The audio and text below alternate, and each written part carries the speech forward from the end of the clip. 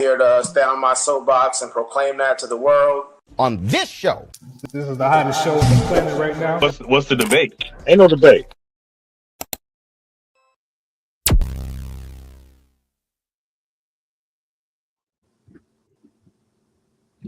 Welcome to the Vulcan Soapbox, the podcast dedicated to the principles of logic, the rigors of sound reasoning, and the discipline of critical thinking. In each episode, we explore not only the how, but the when, the where, and the why to use the tools of logic and reasoning, as well as how to identify and avoid the traps of fallacious thinking in everyday life. So, whether you were debating decision-making or just trying to cut through the noise of the world around you, we are here to help you sharpen your skills and challenge your perspective.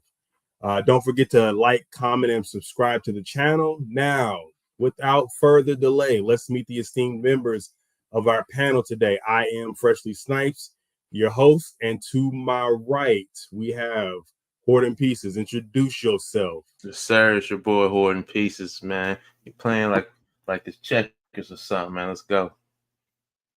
All right, next we got Enos. Saying happy to be here, man. Hey, let's get right into it, man. All right, and last but certainly not least, we have Vulcan. Talk to the people, sir. What's up, everybody? It's the Vulcan, ready to get busy on this critical thinking. Like, subscribe, share. We appreciate all y'all support, helping us grow the show. So thank you for that. All right. So let's get right into it, man. We're going to start a little lighthearted, right? We're going to go with something that's going viral in these internet streets, if you will. We're going to talk about the 100 men versus the gorilla. Now, we're going to start with a few questions, and we're going to send it around the room, just so you guys understand. We're going to go yay or nay first, and then we're going to go back around the round robin and find out why your answer was yes or no. So let's get started. Can 100 men take a gorilla? Let's start with my man, 100 grand, Hoarding Pieces. Can 100 men take a gorilla in a fight? 100 men? Yes or no? I say yes. Yes? All right. Enos, how about you, sir? What do you think? Yes or no? It depends. Nah, that's not a yes or no answer, man. Yeah, but it's not a yes or no answer, brother. No, I'm just. It literally is. Yeah, 100 men take a gorilla. Come on. You're slowing up the progress. I'm finna skip you. I think he's anonymous. I can't. Honestly, I can't say yes or no to 100 men because the 100 men are handicapped. So you're being rebellious right now, brother. We ain't coming back to you. This is your answer. Moving on. Okay. Of the Vulcan I didn't know we Soapbox. had a time. 100 men. I want to expound on it. No, I'm joking. You go ahead. A gorilla in a physical fight.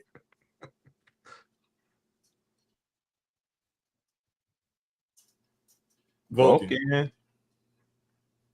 Is he frozen? Oh, don't worry about it. I'm gonna skip to some comments. Nothing without Jesus agrees with me. Or no, she quoted me. She said it's a yes or no question. You see, everybody gets a yes or no question. Everyone gets it, but you. Without Jesus, you're over here waffling. Gets it, but you. Vulcan, are you back with us? Let's get my boy back in here, man. All right, so let's do this. Let me clarify for you, Enos. Let me make it a little bit easier on you. Can 100 healthy men take a gorilla in a physical fight? Yes. Okay. Thank you. All right, so Vulcan, we lost him on the stream. We'll come back to him. Hoarding Pieces. You said yes, 100 men can physically best a gorilla in a physical fight. Tell me your why. As long as 90 of them are willing to die or get maimed, then yes, it's totally possible. Die or maimed?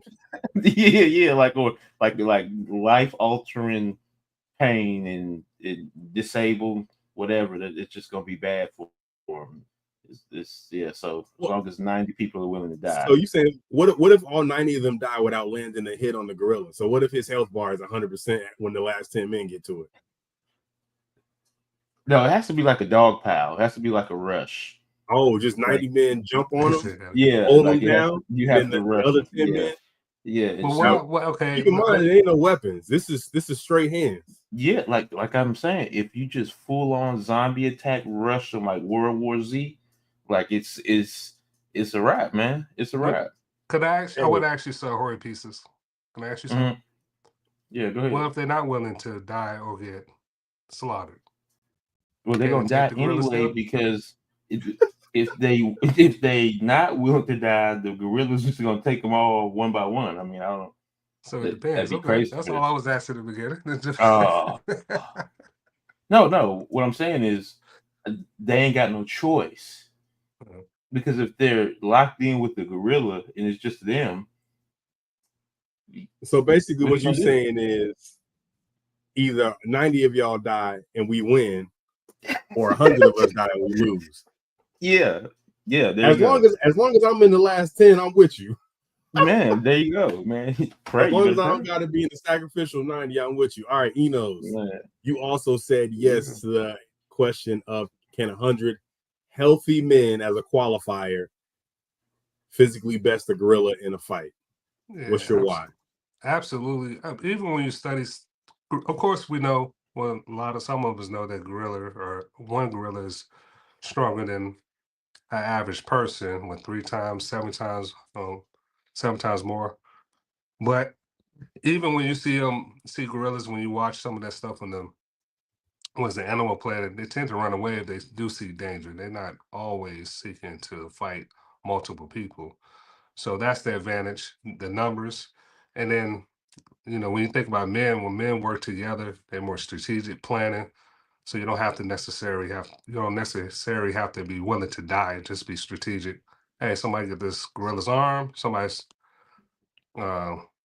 attacking them from behind. You don't need how many people you said, Chris? 90%? Yeah, you 90%. Might just I think you define with 5 to 10% who's willing to die. You'll be all right. Oh, yeah. I don't know about all that. Gorillas can lift between like a ton and a ton and a half.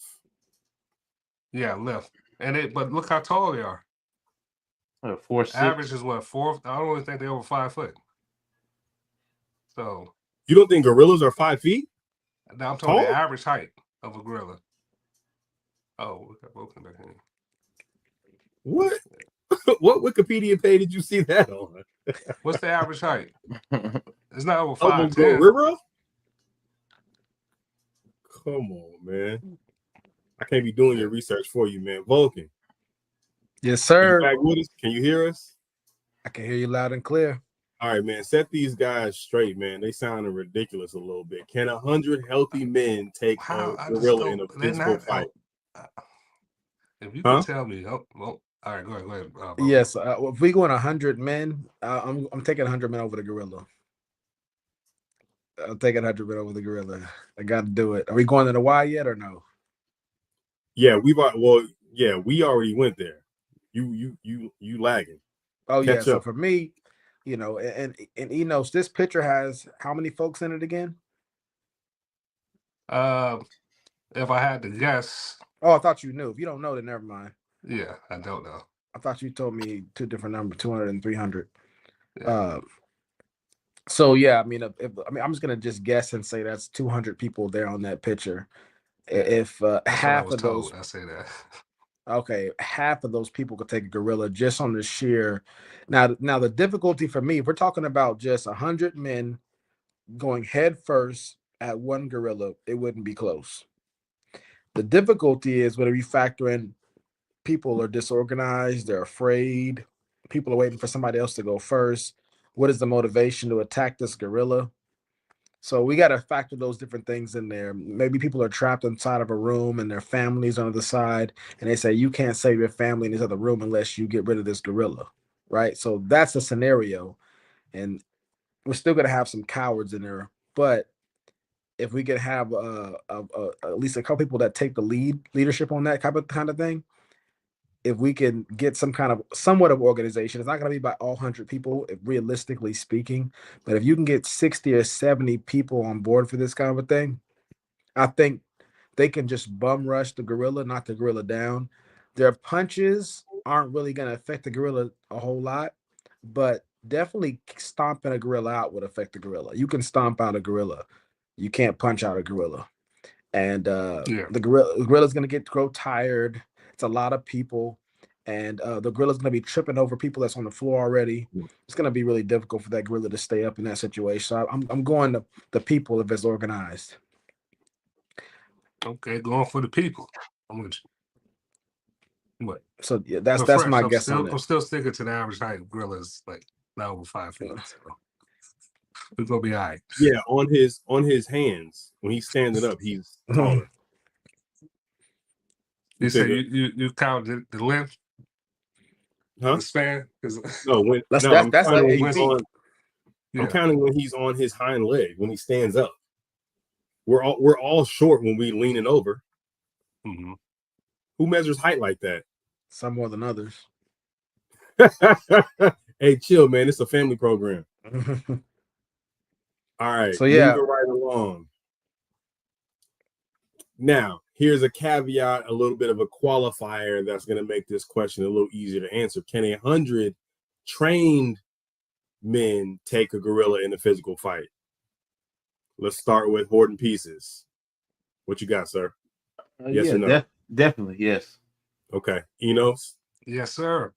Absolutely. Vulcan? Definitely.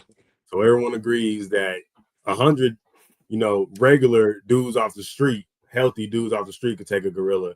100 trained men in martial arts or boxing or whatever hand-to-hand combat that you want to choose are going to be able to easily handle a 500-pound silverback gorilla. Well, I'll say it depends then, because like if you're doing a keto, what's that guy? If you're doing that, you're not going to disrespect Aikido, man. It's a real martial art. Yeah, you probably just because he's a fake fraud. Yeah, wilding out. Now y'all doing that Steven Seagal stuff, we in trouble. That's what about. Yeah, for sure. Especially if you got a ponytail, we're definitely gonna lose. All right. Anybody got anything else on the 100 men versus gorilla? Yeah, so with 100 trained men, you're talking about no more than 10 casualties on that kind of situation. If it's 100 trained men, because you can't outrun a gorilla, but you see this all the time with and human beings are very innovative when it comes to getting rid of deleting things. We've been doing it for centuries, been doing it for a long time. You see this with bull riding. None of these a gorilla can't take on a bull. What? A gorilla has opposable thumbs. He'll destroy a bull. Get out of here. No, he won't take on the bull. Nah. And the part of the reason why I'm saying this is because during the Roman time period, they would actually fight different animals, bring different animals to fight, and it would be a bear and a bull kind of at the end. And they said more times than not, the bull would beat the bear. Really? More times than not, yeah. You got to think those bulls are, tons. Yeah. Like a ton, 2 tons. And it's probably not going to move out the way. The bear's probably not going to move out the way. Yeah. They just gore them. That's what they do. You see bulls, you see bears struggling with moose. Moose get to be 7 feet, tall, but they don't have the same girth or strength as a bull. And those things will gore you. And you see men that can't outrun a bull, but you'll see the men, they can distract the bull. So whenever the guy gets thrown off the bull, they'll all run in different directions to kind of confuse the animal. And gorillas are a little bit smaller. Gorillas are smarter than a bull. But if you got a coordinated attack with human beings, even if they can't use weapons, they can still use their shirts and stuff like that. They're gonna strangle the gorilla. That's what I was gonna say. I mean, there's poachers catching gorillas all the time. They don't got 100 men doing it. Yeah.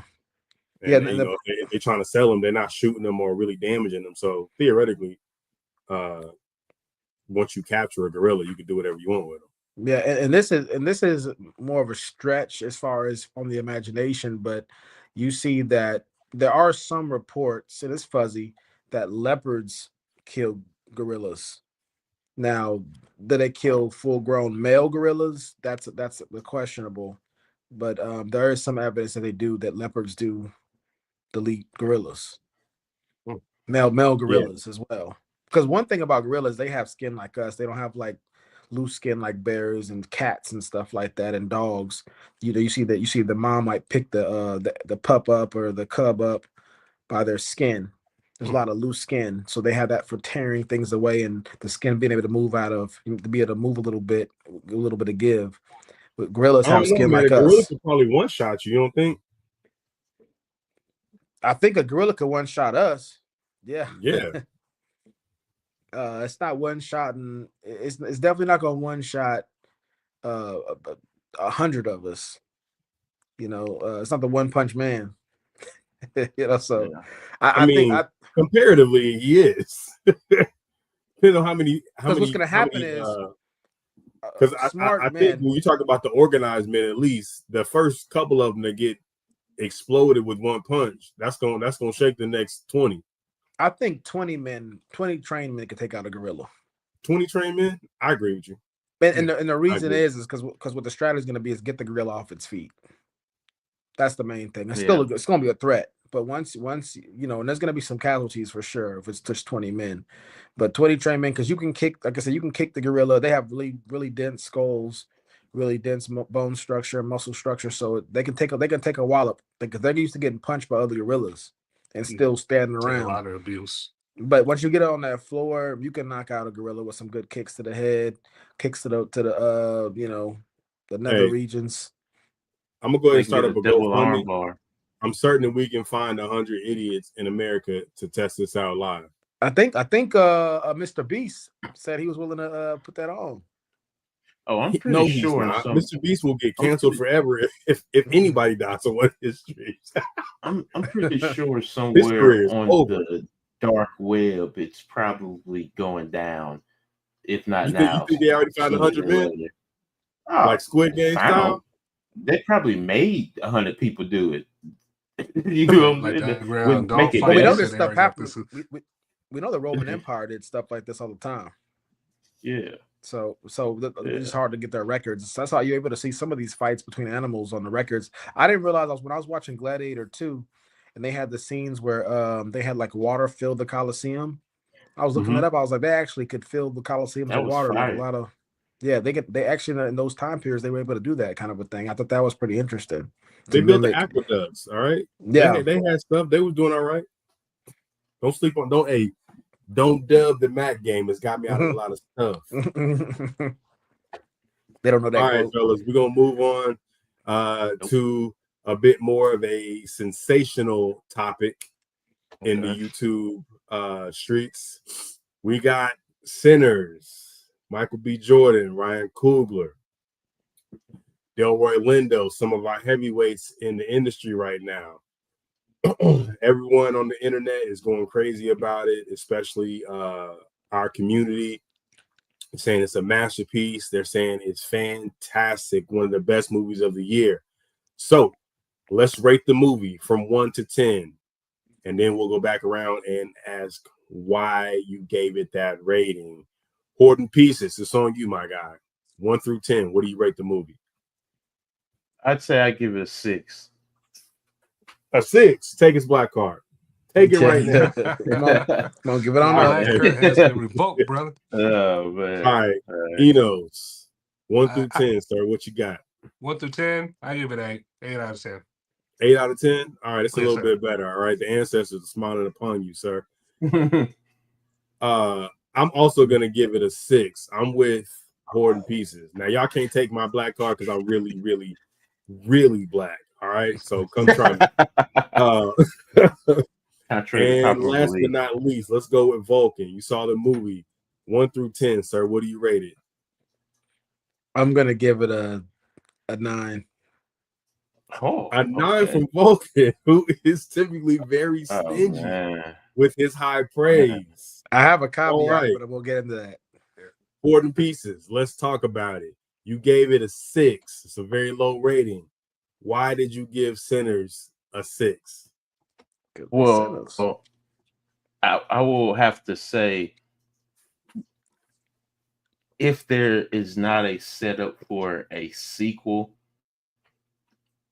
I just felt like there were a few loose ends in the movie. Like, where'd the Indians go? They just stopped chasing a vampire. They just stopped. They was like, hey, we know this is like uh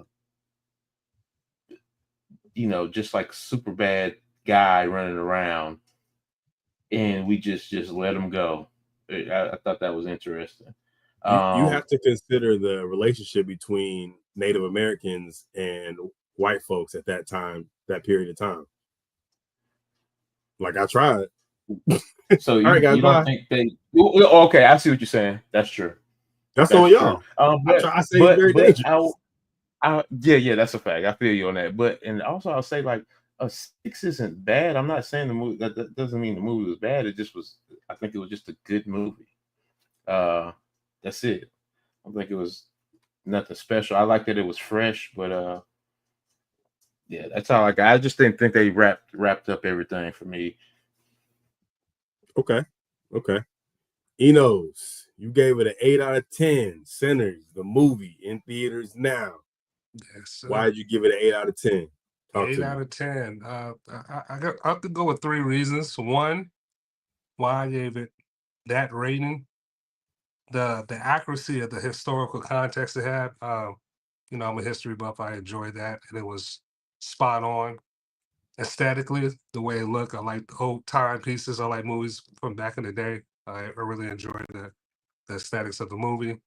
And one of the narratives in the movie, the appreciation of capitalism, the power of negotiation. I thought that was they did a good job really exalting the significance and the positive benefits you could do when you um, uh, align yourself with that kind of system. Okay. So that's my 3 reasons. All right, cool. I'm gonna be real quick and concise about mine. I gave it a 6 for all those reasons that you guys just described, right? The setting, the aesthetics, the special effects, all of that spot on. So whoever the wardrobe was, whoever the director was, chef's kiss. For me, I gave it a 6 because I evaluated it as a movie. I did not evaluate it as a cultural think piece. I just went to the movies to see a movie, and to be honest with you, it could have gotten a higher rating from me if y'all hadn't gassed it so much. I went in there expecting, Django, and got a pretty cool, I got a pretty cool old school vampire movie, which we got those. Nothing special about the vampires, nothing special about the vampire slayers. Michael B. Jordan, and this is just me, don't kill me. I just think he's an okay actor. He doesn't elicit any real emotions from me when I watch him do his thing on screen outside of Fruitvale Station, but that's neither here nor there. So I gave it a 6, and I could be coaxed into giving it a 7, just because overall I did like the movie. It wasn't anything bad about it. I just didn't think it was above average in really any way as a film. Vulcan, you gave it a 9. That's the highest rating that we've gotten on this panel, and you usually do not give high praise so easily. So I'm very interested in hearing why you gave it a 9 out of 10. Well, y'all, everybody out there that's listening to me right now, the reason why I gave it such a high rating is I'm not really into the horror movie genre. So, somewhat to Freshly's point about him not judging it based off how it spoke to people culturally or the timepiece element, he's just judging it as a movie. I'm judging it specifically as a horror movie, which I'm not a big fan of. I rarely watch the horror movies. This was a good horror movie for me. Maybe it's horror movie light. I don't know. Those in the genre can tell me how it fits in there. But of all the horror movies that I've ever seen, this is one that I would watch again. Somebody said, "Let's watch a horror movie." I'd probably be like, "Nah, I'm good. Let's watch Sinners." Okay, let's put that in there. I can watch Sinners. So that for me is the main thing. It's the best horror movie I've ever seen. I can see where you coming from that. Well, this is closer to Blade than it is any horror movie that I've seen. Would you agree with that? Final Destination. It's not Final Yeah, Destination. well, I Well, would say that's a difference hoarding pieces because you got thriller and you got horror. I seen that debate online. People was considering this movie That's a actually good as a point. thriller, Yeah. but I think it's a horror movie. I agree with. What? I agree with. Okay, Enos, what do you think makes it a horror movie over an action movie like Blade? But the top, well, I think Blade is considered a horror movie too. If you know horror, just a simple definition on the top of my head deals with creatures. Terrifying creatures. That's what a vampire is. It's not technically human. So Blade and Sinners are considered horror movies by What about definition. E.T.? Texas Same Chainsaw thing, Massacre. creatures. It's a man. I wouldn't consider that horror as far as the creatures, but the theme E.T. of technically not scaring. human. Yeah, but that's just one of the that's just one of the things. That's just I one of the think a things that makes it a horror. horror movie is the creatures. I think a horror But, movie just has more jump scares. Yeah. yeah, and see that's what I was saying. To me, the But horror. hold on, Fresh. Terrifying creatures. Let me preface saying that terrifying creatures. Okay. Yeah. Yeah, so What's for your me, that's why it was a good film because it's the first horror movie I was like, I actually am enjoying this. The plot was good. To me, it wasn't a great plot. It was a good plot for a horror movie. I thought it was maybe a little bit more exceptional of a horror movie. So I thought, okay, if this is the top of the genre from my vantage point, I got to give this a high praise because I'd actually watched the movie again. Now, I know people were going to the movie theaters 3, 4, 5, and 6 times to watch this movie. To me, that's a little bit much, but I think it's definitely something I watch again. Okay. Okay. All right. Let's move on to the next question. Well, before we go, are we okay? I want to ask a question, dude. Well, I'm going to say this. I'm gonna give you the reason why I didn't give it a 10. There's 2 points why I didn't give it a 10.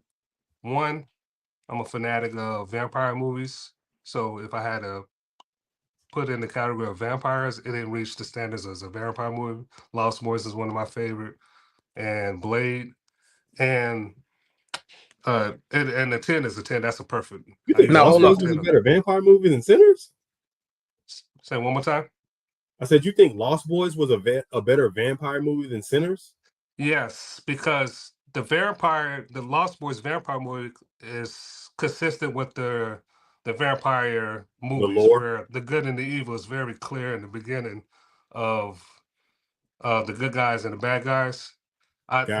This went different. Usually, when you defeat it muddied it a little bit on the line. I can see that. That's a very astute observation. Go ahead. You have one more reason why you didn't give it a 10? Well, just to make my point more clear, as far as they didn't go with the traditional vampire movies, this is the first vampire movie where they actually hint that hoodoo was helping defeat vampires. You didn't see that no other vampire movie. So that's what made it different from the traditional. So that's just me as a traditionalist, Yeah. But one of my favorite vampire movies was Priest, and that one. I thought you was gonna say Vampire in Brooklyn. No, just Vampire in Brooklyn's a good movie as well. But Priest was one of my favorite ones. A lot of action in there. And they just did a great job with the choreography of that movie, and the plot was pretty cool because it was the church versus the vampires. Here you have 3 different elements. Here you have the church, you have the voodoo, and you have the vampires. And so that added an element that you don't see, that you already pointed out in these vampire movies a whole lot. I wouldn't put Blade. I wouldn't compare. You talking about being a big fan of the genre? I think I am as well. I wouldn't put Blade in there just because the budgets were just too different.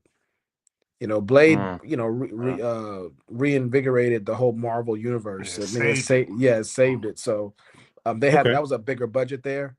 Lost Boys budget was a less than this movie here. I don't know how it works out with inflation, but so that's more comparable. Yeah. In terms of just overall presentation, yeah.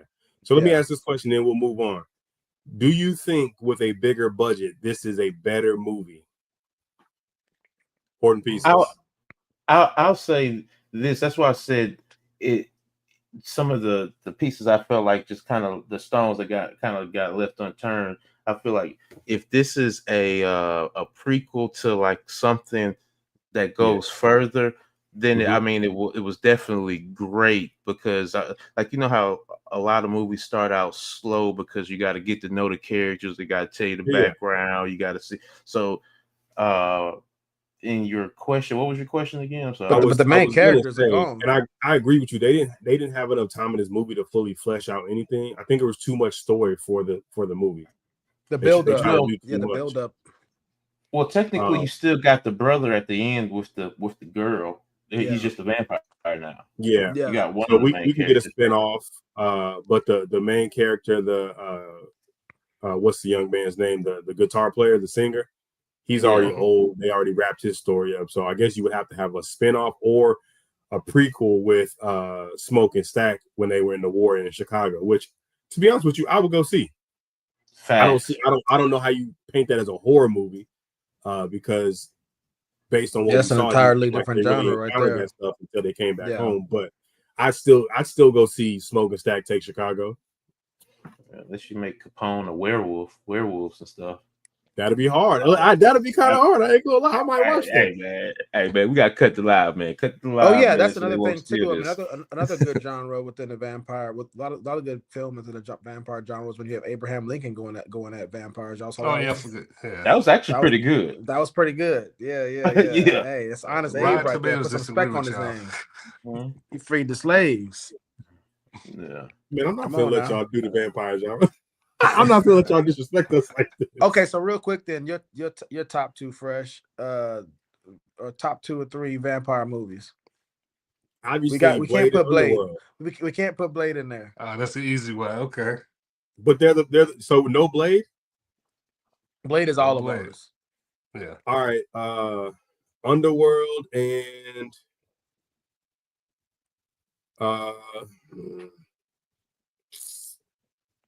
put me on the spot. Without Blade. So Underworld. What's the movie with Brad Pitt? Not Interview with a Vampire. Is it Tom Cruise and Brad Pitt in that one? No. It's just Brad Pitt. He's like a he's like a blood specialist, and the vampirism is painted as a disease, as a virus. Oh, you talking about the one World War Z or something like that? Yeah, that's not World War Z. Zombie movie. That's a zombie movie. Zombies. That's a good point. All right, you got to come back to me because you took away Blade. Horton, what you got? He's gonna say Blade 1, 2, and 3. He's gonna say Twilight. Yeah. Twilight. Oh, y'all talking about me right now? Yeah. Oh wow, that's crazy. Yeah. I'd say All About the Benjamins. Hold on, we talking about vampire movies? My bad. Vampire movies. Lock in. I was just messing with you. I forgot about Dusk Till Dawn. That's my second one. Oh yeah, that's probably all time. We can't name that one either. Though. Hold on, what's the one with Jamie Foxx? The Night Shift. Oh no, that was a good movie. That's zombies, not vampires. It's vampires. No, Night Shift is the vampires. Okay. With Snoop Dogg and Jamie Foxx. Mm-hmm. I don't put it as it can't beat none of the classics though. Yeah, that's not. Yeah, I'd say my 2 is Vampire in Brooklyn and Daybreakers. Transylvania, big Transylvania. Transylvania is disgusting. You wilding out. Yeah, the animation. Okay, Anthony Blackshear, real quick before we move on. It says it's his top 3. How you gonna tell him what he like? That's facts. That's facts. I'm just saying. Like I just did. like I did it. Yes. All right. Enos, you already gave your top 2? Nope. All right, what's your top 2 vampire? You said Lost Boys and you gotta switch on Blade. And he said Lost Boys and Blade, so take Blade out. Well, no, take Blade out, Lost Boys, and I'm gonna go back in the 70s. I'm gonna go with Blackula. I'm going with that. The Blaxploitation. Yeah, he wild. I'm going old school with it. Hey man, y'all showing y'all age, man. Oh man. All right, Vulcan. What you got? What's your top 2 vampire movies? I mean, Priest, that's going to be definitely be in there. And Top? then yeah, Priest is going to be in there. And then I might have to go with Sinners, y'all. Mm. Sinners. Really? High Yeah. praise. Listen, Vulcan. You know what? Hey. I know what it is. He don't have a collared shirt on right now. He has on a t-shirt. Volk, hoodie out there, roll. listen, Look, no go neck. back and watch the shows. T-shirt roll. I don't know if you ever seen Vulcan without a collar on, buttoned all the way to the top. He's in relaxed mode today. All right, so let's ask him again next week, and we'll see what he says. He might give it a 5 next week. Yeah, Sinners was cold. Sinners was entertaining. It was good. It was a good movie, man. I was surprised at how entertaining it was. I didn't expect to enjoy the movie like that, and especially whenever they opened up their spot and they were going to different genres of music all in there. That was hard. I was like, what am I watching right now? Am I seeing this for real? And cinematically, that was hard. Yeah, they did a really good job with that. Yeah, they killed that. And that's actually we could have heard Sammy sing more. And they'll actually showing the power and the significance of music. It was, especially when it comes to African American culture or Black culture, usually the emphasis is placed on the bass or the drums, but they actually put a lot of emphasis on the guitar. That was fascinating. You don't hear a lot of our people show how important that was in the past and the future. That sound, that was pretty all throughout the movie.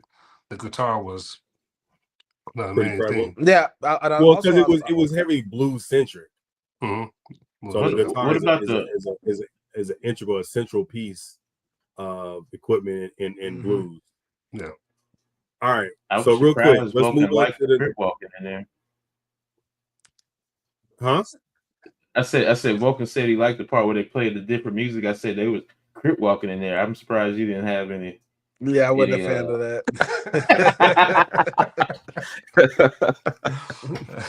Hey man, it's a part of the culture, man. It's a part of the evolution of culture and our music. Yeah, I was waiting to see Serena Williams there doing it. All right, so based on all of the ratings that we gave, we're going to go to the next question, which is going to be, was the movie over or underhyped? We'll do yay or nay first, and then we'll go back around and say why. Horton Pieces, do you think the movie was over or underhyped? Overhyped. Overhyped. All right. Enos, my man, over or underhyped? Over or underhyped? It wasn't overhyped. I'm about to say underhyped. Underhyped. It's okay. Underhyped. I think it was overhyped. And Vulcan, over or under? Sinners the movie. I'm gonna go underhyped. Underhyped. All right, so let's go back around the horn, if you will. Horton Pieces. You said it was underhyped. You said it was overhyped. Why do you think it was overhyped? In 2 minutes or less. I'm not going back to the movies to watch that 3 or 4 times, as Vulcan stated earlier. Some people even said it was one of the best movies in 30 years. Insane. But it was a great movie, man. It was a good movie, man. That's it. Hold on, great or good? I heard you say great. It was a good movie. It was a good movie. It was a good movie. Okay. It was a good movie. Hey, the internet lives forever. Y'all heard it here first. Horton Piece said it was a great movie. We're gonna edit that out later on. All right, Enos, you said it was underhyped, so you don't think it got enough credit in these internet streets. Tell me why. 2 minutes or less. Just in my YouTube world, when I was searching, I didn't hear enough other cultures talking about it, so that's why I said it was underhyped. I see a lot of our people talking about it, so that's my reason to say it's underhyped. But I mean, one of the brothers said it's for us by us, man. It ain't for the other folks. Mm-hmm. But it's as far as the storyline, just if you want to just judge the movie as is, all cultures, then I didn't see a lot of the same as well. The enthusiasm was the same from all the ethnicities. I didn't see that. Okay, so you think as a film, it should have been hyped up more, just without any of the cultural references or any of the layered the layered inspection, you think just as a movie it should have been liked or better liked in across the board? Yeah, globally. Okay. My why was overhyped, and I'm going very specific. Someone called it a masterpiece, and I also saw the thing where like Warden Pizza said, someone said it's the best movie in 30 years. Now, I'm all for supporting Black owned, Black centric things, and I'm probably gonna go back and watch it a couple times because, like I said, it's a good movie. But masterpiece is wild work. I don't care what nobody says. It's not a masterpiece. I can understand that. I can understand if you really like the movie, cool. If it's one of your favorite movies, that's fine. But I love, Anchorman, The Legend of Ron Burgundy. I ain't gonna tell nobody it's a masterpiece. It's one of my favorite movies of all time. A masterpiece, though, not at all. Vulcan, you said also that you thought it was underhyped. What's your why, sir? For me, it's underhyped. And let's go back to the same point that I made earlier. It's underhyped for its genre. I think in the horror space, it's underhyped. To me, it's one of the best horror movies I've ever personally seen. And that's why I think it's important to say masterpiece in the horror genre. I would definitely say a lot of horror movies. It's the whole jump thriller thing or the jump scare thing. That's the bulk of that movie right there. The plot is not that great. The character development is typically not that great in those kind of movies. From my understanding of that genre, they did a really good job with this. And as far as the character development, I thought they did a really good job of distinguishing between the twin brothers. I wasn't sure if Michael B. Jordan was going to be able to be two different people. Like, that's Michael B. Jordan, two different suits. But I was convinced that was two different guys. I'm not even the biggest fan of his. Talk about that. Yeah, I'm not even the biggest fan of him as an actor. Mm-hmm. So if I think anything's overhyped, I think he's a little bit overhyped. Even though I think he was a great Killmonger. And I think he was a decent Creed, and I thought he was really good in this movie right here. So I think when it comes to this movie right here, I think it was underhyped in the sense of for the genre. I don't know if you can do much better. The emotional roller coaster I went on from the feel good parts of it to go into the horror side of it, even the part where they had the guy who they thought was who thought was deleted. They threw him outside and they realized, oh, he's not actually deleted. So they try to go back and get him too late, and he ends up getting becoming a vampire basically. And so like I thought that was really good. Like it kept me on my toes. I was like, how are they gonna make this exciting and suspenseful? And they did a really decent job doing that. And while still including all those different themes and innuendo in there and cultural references that not everybody's gonna always get on the first. It's like a Jay-Z album. Y'all big Jay-Z guys. You're not gonna get on the first. That's a movie you're going to be able to keep watching over and over again and mine more and more gold out of it. So I think for the horror genre, that's really good. Okay. If it was a drama, cool. I wouldn't be able to put it up that high. If it was other movies, I wouldn't be able to put it that high. Specifically within the horror genre, I think it is a masterpiece. Yes. I think you could put that movie against a lot of the top horror movie. I just. Yeah, I think about the time piece. This is during the Great Depression. They did a horror vampire. I don't think it's a horror film. It's a thriller. It's not a horror movie. At most, it's a thriller. It's an action movie to me. They say horror movies make you scared, thrillers make you nervous. Right? If they had gone more with the occult theme, right, where they battled the occult or battled vampires with the occult, right? So spells or something like that. And at the end of the day, this was just Blade without karate. Well, I want to ask you this first. They have Asian people in there. And none of them karate. Wow. We about to get canceled. That's crazy. Yo, you're right. For a piece, hey, okay, go put on your collared shirt. You wild out. Yeah, that's crazy, bro. Put your shirt back on. Oh man. Put your glasses back on, Vulcan. You out of pocket right now. Put your glasses back on. Shout the skip. All right, real quick. So, gird yourselves for this next topic. Is going to be a little bit more in depth. Well, hold on. Are we done with this movie? Switch over to it, huh? Are we done with the movie stuff? Oh, we are not done with the movie stuff. Right? Okay. Now, everything before has been service level, so. Y'all get y'all thinking caps out right now. What can or should we learn from the themes within the movie Sinners? Now we get deep. All right. Now I'm gonna give it a few seconds to cook before I go to you, Horton Pieces. I'm All gonna right, make now, you boys strong. I'm gonna make. Look, Horton Pieces got he. That's his thinking face, y'all. For the Volks out there, whenever you see Horton Pieces blank out like that, you doing some mental gymnastics back behind that stove. Yeah. All right, sir. What can or should we learn from the themes within the movie? Horton Pieces. What do you think? If somebody holds their hand out like this to get their money back, you don't give it to them. That's what we should learn. First off, throw it out. Listen, the way I would have threw that man money in the dirt, you sick. Don't make deals with the devil. Obviously, that's what I got from it. You know, that part killed me, y'all. I'm not gonna lie. That whole he stuck his arm out there and got snatched out the building. Like, come on, man. You'd be like, nah, hey, Vulcan, we don't want to hear no negative critiques from you. You gave it a 9. You called it a masterpiece. Yeah. Okay. It's too but late. That's for what you to made start it a criticizing horror. this stuff. He had to be pulled out of the building for it to be a horror. If they stayed in the building, the movie's over. Beat the little Asian lady up.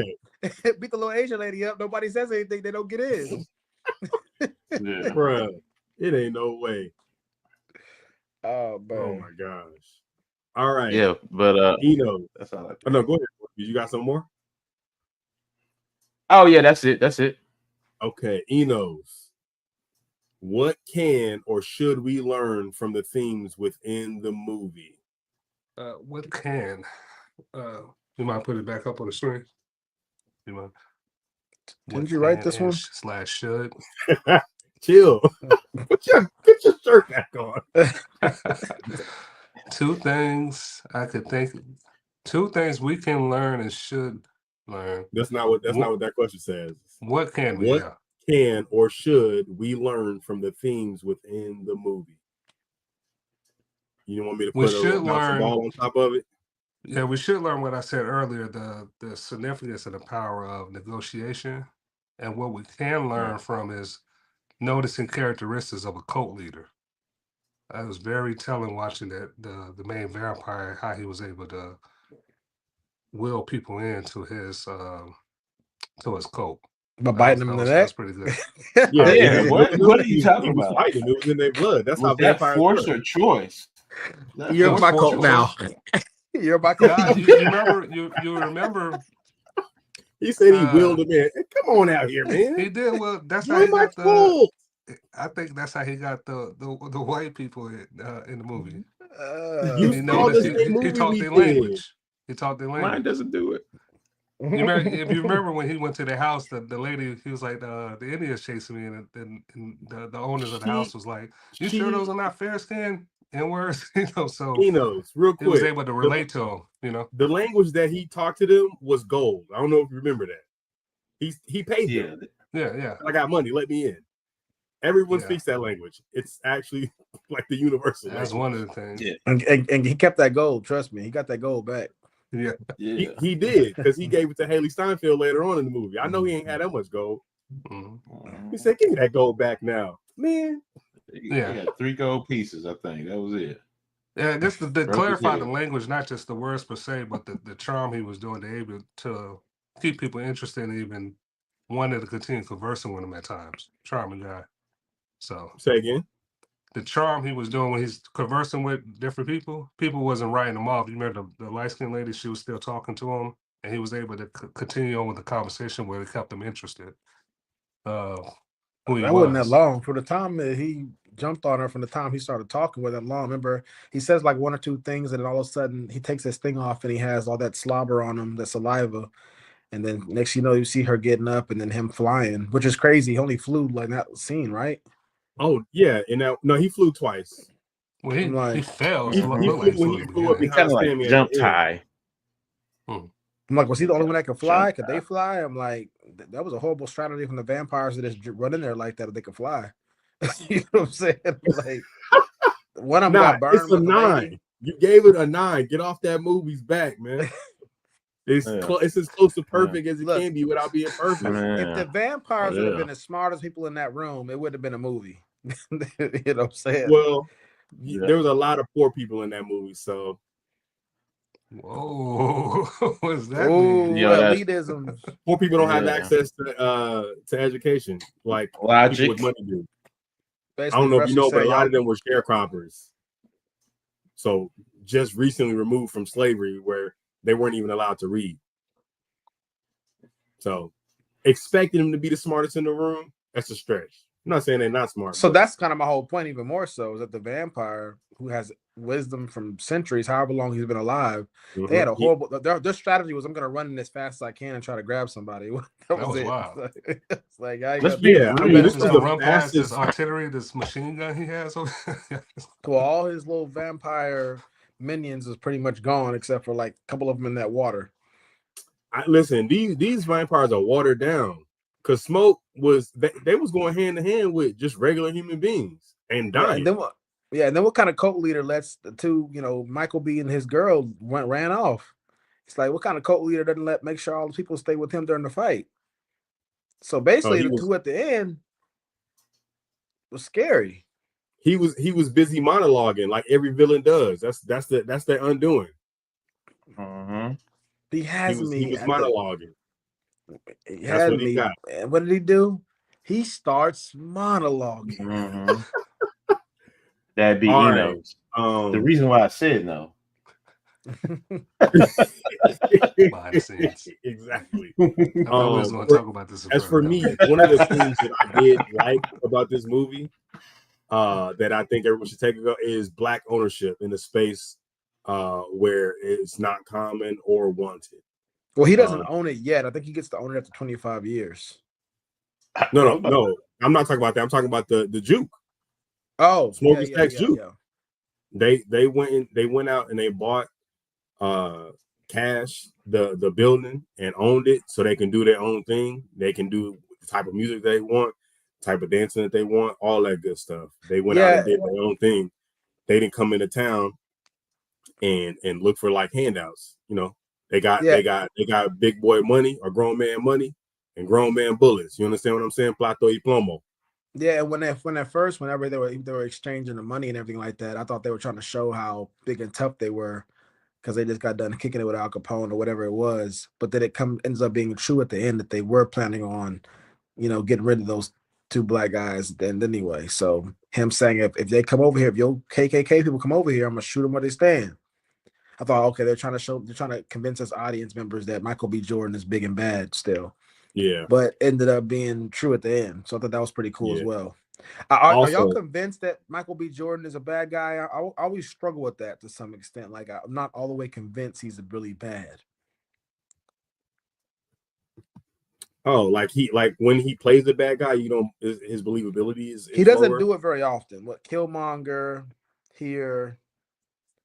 Where else has he played? Yeah, because when Denzel did it in Training Day, I was like, whoa, that is an awful man. Yeah, that's Denzel. How much of that do you contribute to the writing though? In Killmonger, he was more of an anti-hero as opposed to a villain. Same thing here. I think some people just don't have that. Like, I don't have that face. Some people don't have the face to play a bad guy role. I don't think Michael B. Jordan. At you like, this guy's a gangster. His real name Clarence. I own with both parents.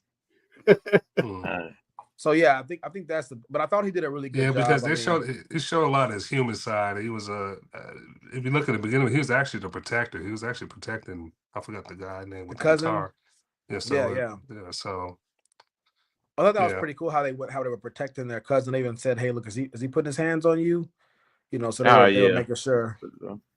I thought that was pretty cool how they did that. They're overprotective because like the guys who may be street, maybe into some bad stuff. And we all kind of grew up around people like that, I'm assuming. But in my life, I'd be around people who weren't the best of people, but they protected me. In a lot of ways. He also taught him about the button at the top without telling him about making sure it's clean first. Oh man, was he really protecting him? Was it? Yeah. All he was saying is, I know where that sweat came from. That's all he's saying, man. He said she walked there. So He didn't say what how y'all, far. She didn't say how far. So this just a little bit of electrolytes. That's all. Yeah, man. Hey, what y'all think? Do y'all think was he convincing as a bad character, bad guy? We way off the question. I don't think guess. he was a bad guy in this movie. Yeah, he was like an anti-hero at I mean, best, at he's worst. really he's just the at best a black sheep, but he's just the other brother. He's the bad brother, but he's not a bad guy. Thematically, even after he was a vampire, he still even wasn't really a bad guy. We did shoot 2 people, and 2 people got shot in the street. Well, yeah, we're not so much of a bad No, guy. you but talk just about looking you at talk him as about a tough guy. We'll say he's a Smoke. tough guy. Yeah. He shot them. He made a statement, and keep in mind they were stealing from him. Yeah. Because remember he threatened the other musician whenever he was threatening his cousin. He said you threatened him again, and he told him he best let him know like don't do that. So throughout the different parts of the movie. Now I didn't like going to the themes of the movie, learning from. I didn't like. It was interesting to have one brother is with the white passing the white lady, and the other brothers with this big black woman. I didn't like that. I didn't like why did he have to have a big old black woman? Because the average black woman right now weighs what 187 pounds. Well, She looked like- thematically, they had to. You saying he needed a better looking black woman? Why couldn't they give him like a Dorothy Dandridge or somebody like that? Why couldn't get a Betty Boop? So basically, what you saying, she was too fat and black for you. I just wonder why. A lot of times, a lot of the black movies, Basically, when you look at Tom Cruise and Brad Pitt and Leonardo DiCaprio's wives, in a lot of movies, they get attractive white women. That's why you didn't give it a 10. Now I get it now. Oh wow! I'm like, why can't he get a comparable black woman as his thingamabobber? His thingamabobber is crazy. Because she's and she wasn't an unattractive black that's a woman, by the way. cornbread fed Southern black woman. Yeah, she was cornbread fed. You wilding out, sir. But she was still bigger than everybody else in the movie, except for the guy who sold him the place. They probably about the same size. And these are good-looking guys with money. The movie is crazy. She's not even that big. She was bigger than everybody else in the movie, man. He's Vulcan. Oh right now. That's a big old guy. Right. That was a beautiful lady, man. Very beautiful woman. If her weight had been at the bottom and not up top, would it have been different for you? Inquiring minds want to know. Well, I mean, I don't even remember what her bottom looked like that. We didn't get a chance to see that a whole lot. Well, that's the point. It ain't there. That's why they didn't focus on it. But I'm saying she was top heavy in the movie. If she had been, what we prefer traditionally thick as a swamp possum, do you want she been more preferable or more fitting as the love interest of Smoke? So going into the themes of the movie, I think that we got to understand that a lot of times life imitates art, and we got to stop telling our beautiful sisters that their weight doesn't matter. Oh my gosh! And the woman at that time period wasn't that big. It's interesting too. I seen somebody when it was people was going over certain reviews. I read in the comment like, was I the only one that thought this was his mom when the scene first started? We didn't know what that was at first. Yo.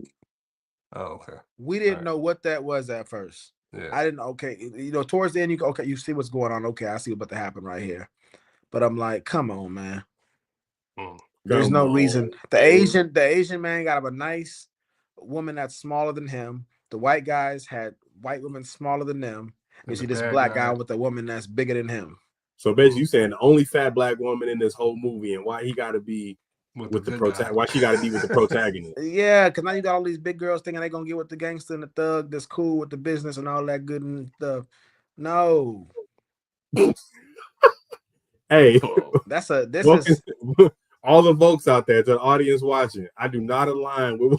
Is this genre fantasy or horror? Which one is it? Wow! Can I separate? Wow!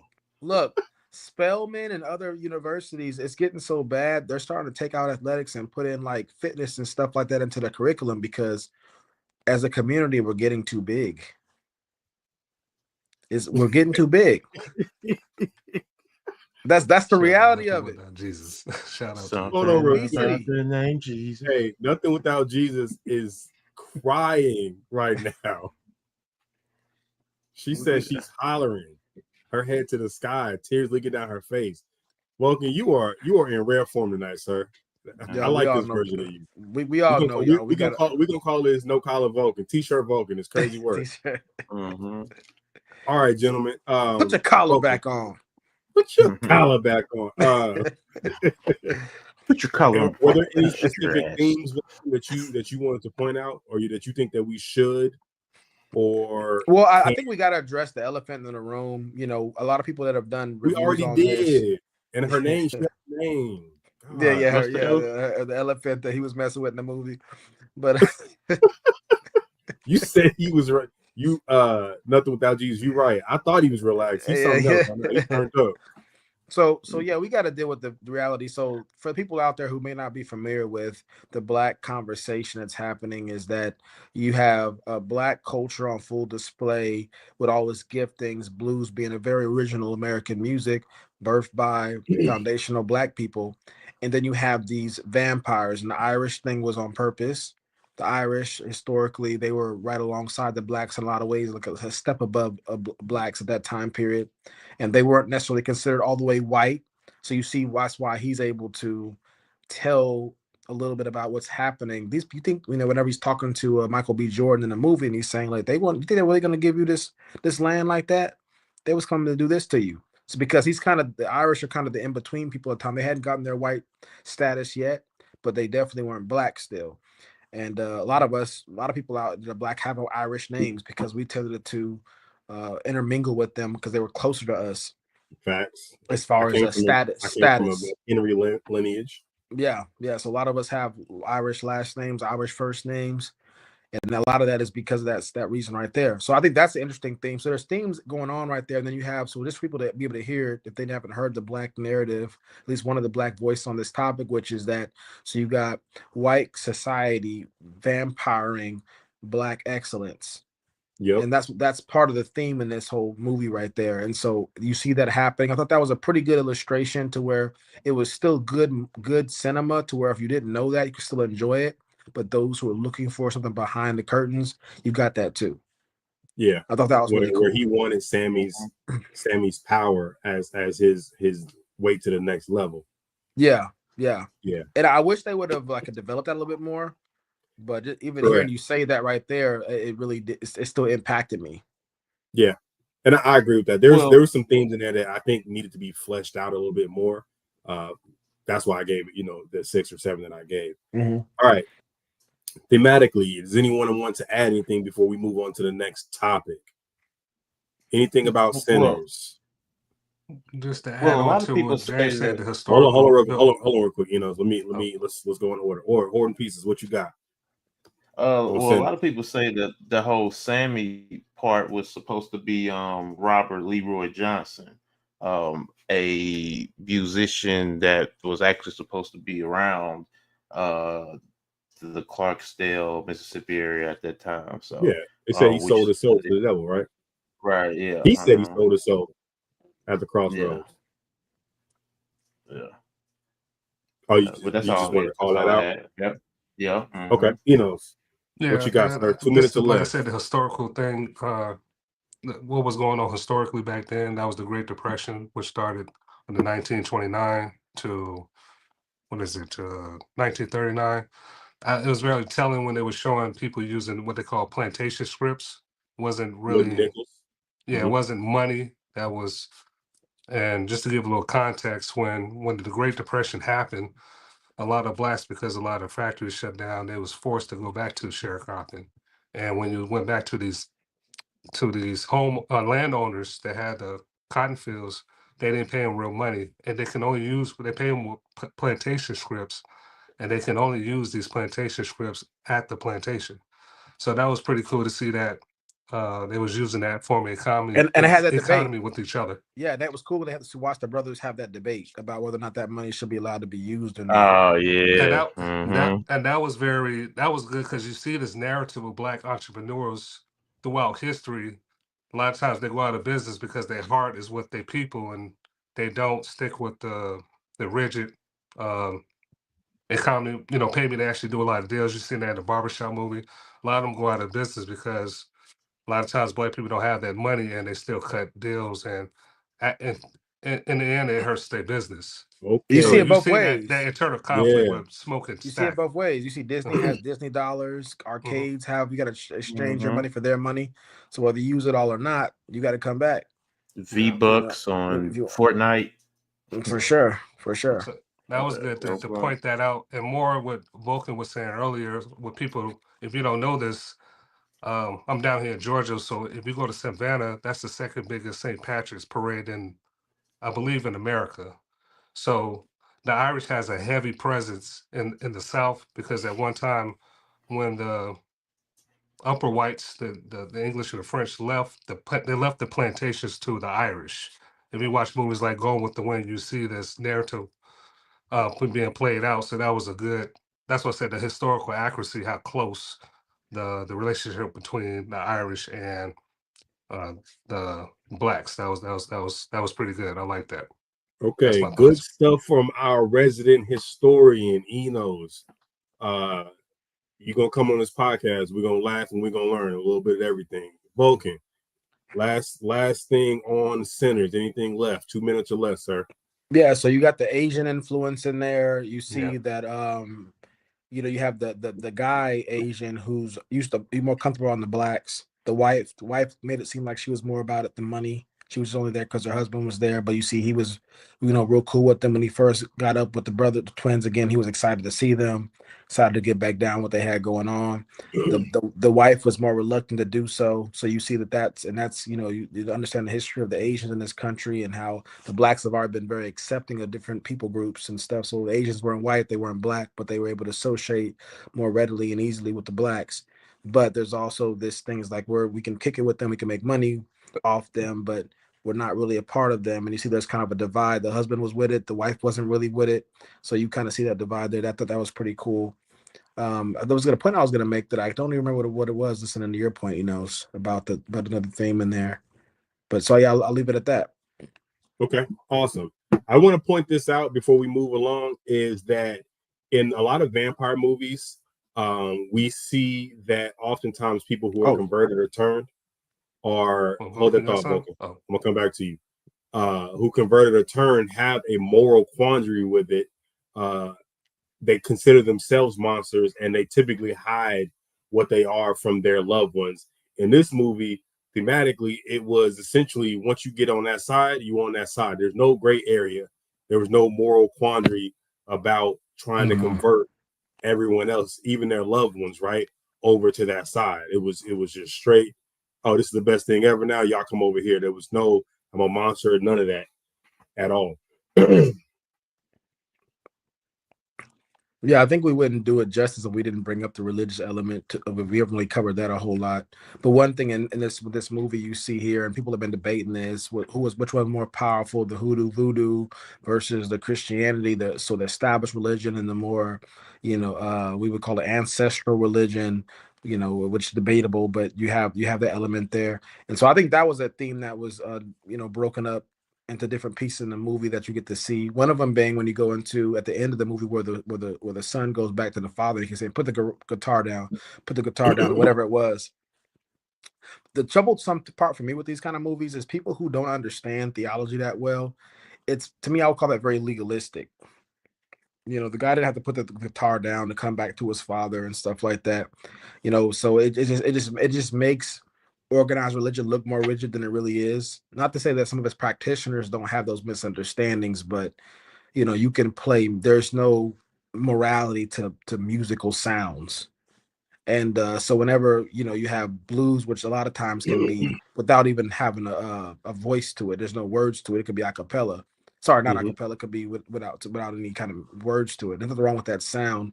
But when you understand historically instrumental, when you see historically what happened with the church, the music that's being played outside of the church versus inside the church, there's always been this battle because people in their rigid legalistic kind of ways, most of them are just probably ignorant.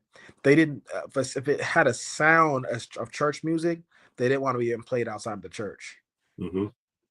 They like that to them. That's mixing a secular. Yeah, that was a Jimmy Fox movie. I mean, Yeah. Ray Charles. Ray Charles. You still see that today, where some of the old saints have an issue with remixing, so quote unquote, secular songs to be gospel. Yeah, and you don't see that battle happening in the scriptures, but you do see that happening socially. And not to say that the conversation should be had and there shouldn't be a debate about some things we can cross the line. You know, I was listening to somebody have a conversation, and they're talking about on a Christian podcast, and they were like, you know, God is slick. See, God is slick, y'all. And he was trying to say this in a way to say how God did something in his life that kind of to take a twist. And I'm like, saying God is slick is blasphemous. You know, slick is not has a negative connotation. Why would you put a negative connotation term in regards to God? You know, if you want to say God exceeds it, underhanded. Yeah, that I mean, I don't think they meant it that way. And I know we can be very loose with language at times, but I was like, that's that you got to be careful with something like that, saying that God is slick. Right. You know, and so like I think sometimes we do need people to say, hey, look, that's a little too far. But that's what I would say as far as that point. A pimp named Slickback. A pimp named Slickback. All right, fellas, moving right along. I ain't saying that no more because I got in trouble last time I said it, so I ain't saying that no more. Moving right along, let us go into the next topic, being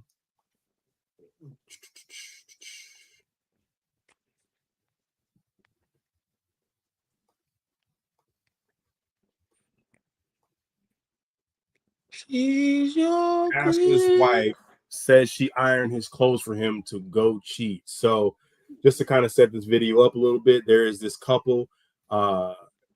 She's married to a pastor, so this will be the first lady, and she is detailing some of the things that she had to go to get to the place in their marriage where they are at now. I'm gonna play the video. We're gonna go around, ask a few questions on it. Feel free to get in the comments and talk to us about it. So real quick before we move on,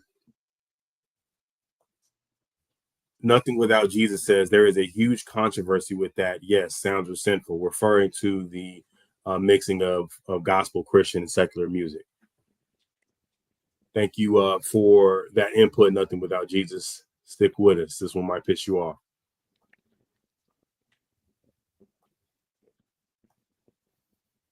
I just completely changed as a person.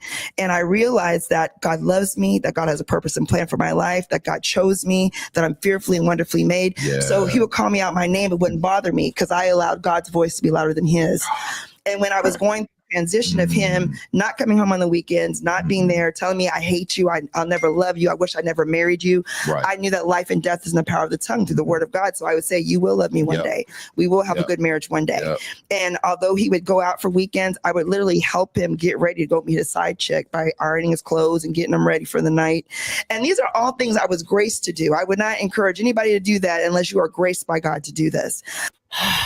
See, this is why dudes be playing in y'all face. This is why men be playing in y'all face. This woman just got up here and said he would call me out my name, but it wouldn't bother me because I allowed God's voice to be louder than his. Did you miss the conversation when God told you to leave that man? Somebody let me listen to something the other day that really stuck with me. And the guy in the video basically said, never let someone think that you will stay with them no matter what. Now, I know I have some married people following me, and I know people get very sensitive about the topic of marriage. But me, myself, I am not a till death do us part type of person. If the relationship no longer serves me, if it disrupts my peace, if I don't feel protected, if I don't feel loved, respected, if I am not happy, I'm gone. See, I feel like most people would treat their relationships better than their marriages anyway, because you'll be in a relationship with somebody, and if you worked on the things that you need to work on and the relationship is still not serving you, you'll leave. But just because you're married to somebody, you got to stick it out no matter what.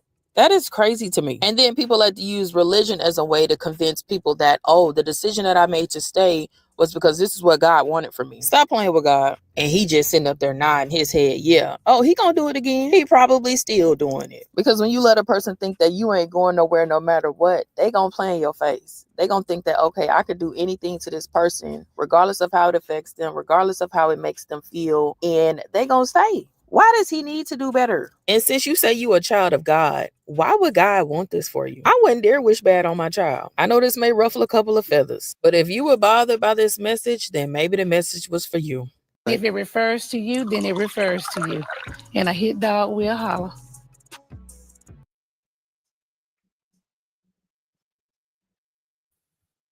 All right, fellas. That was a good piece of media, some different perspectives. We're going to get into some questions real quick.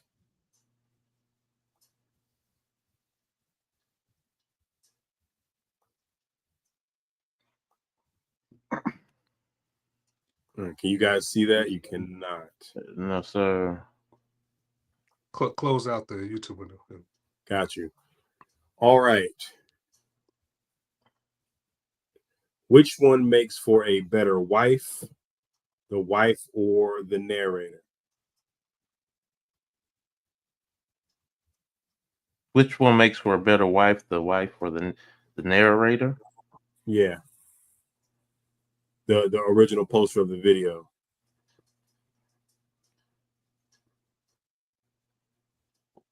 Are you going to ask? Oh, who goes? Which one makes for a better wife, the wife or the narrator? Who you want to go first? Say again. Who you want to go first? Hoarding Pieces. Let's talk about it, sir. All right. I'm gonna go with I'm gonna go with the one that was sitting down. The wife. Yeah. Okay. Enos, wife or the wife. narrator? The wife. With the wife, she makes for a better wife. Vulcan.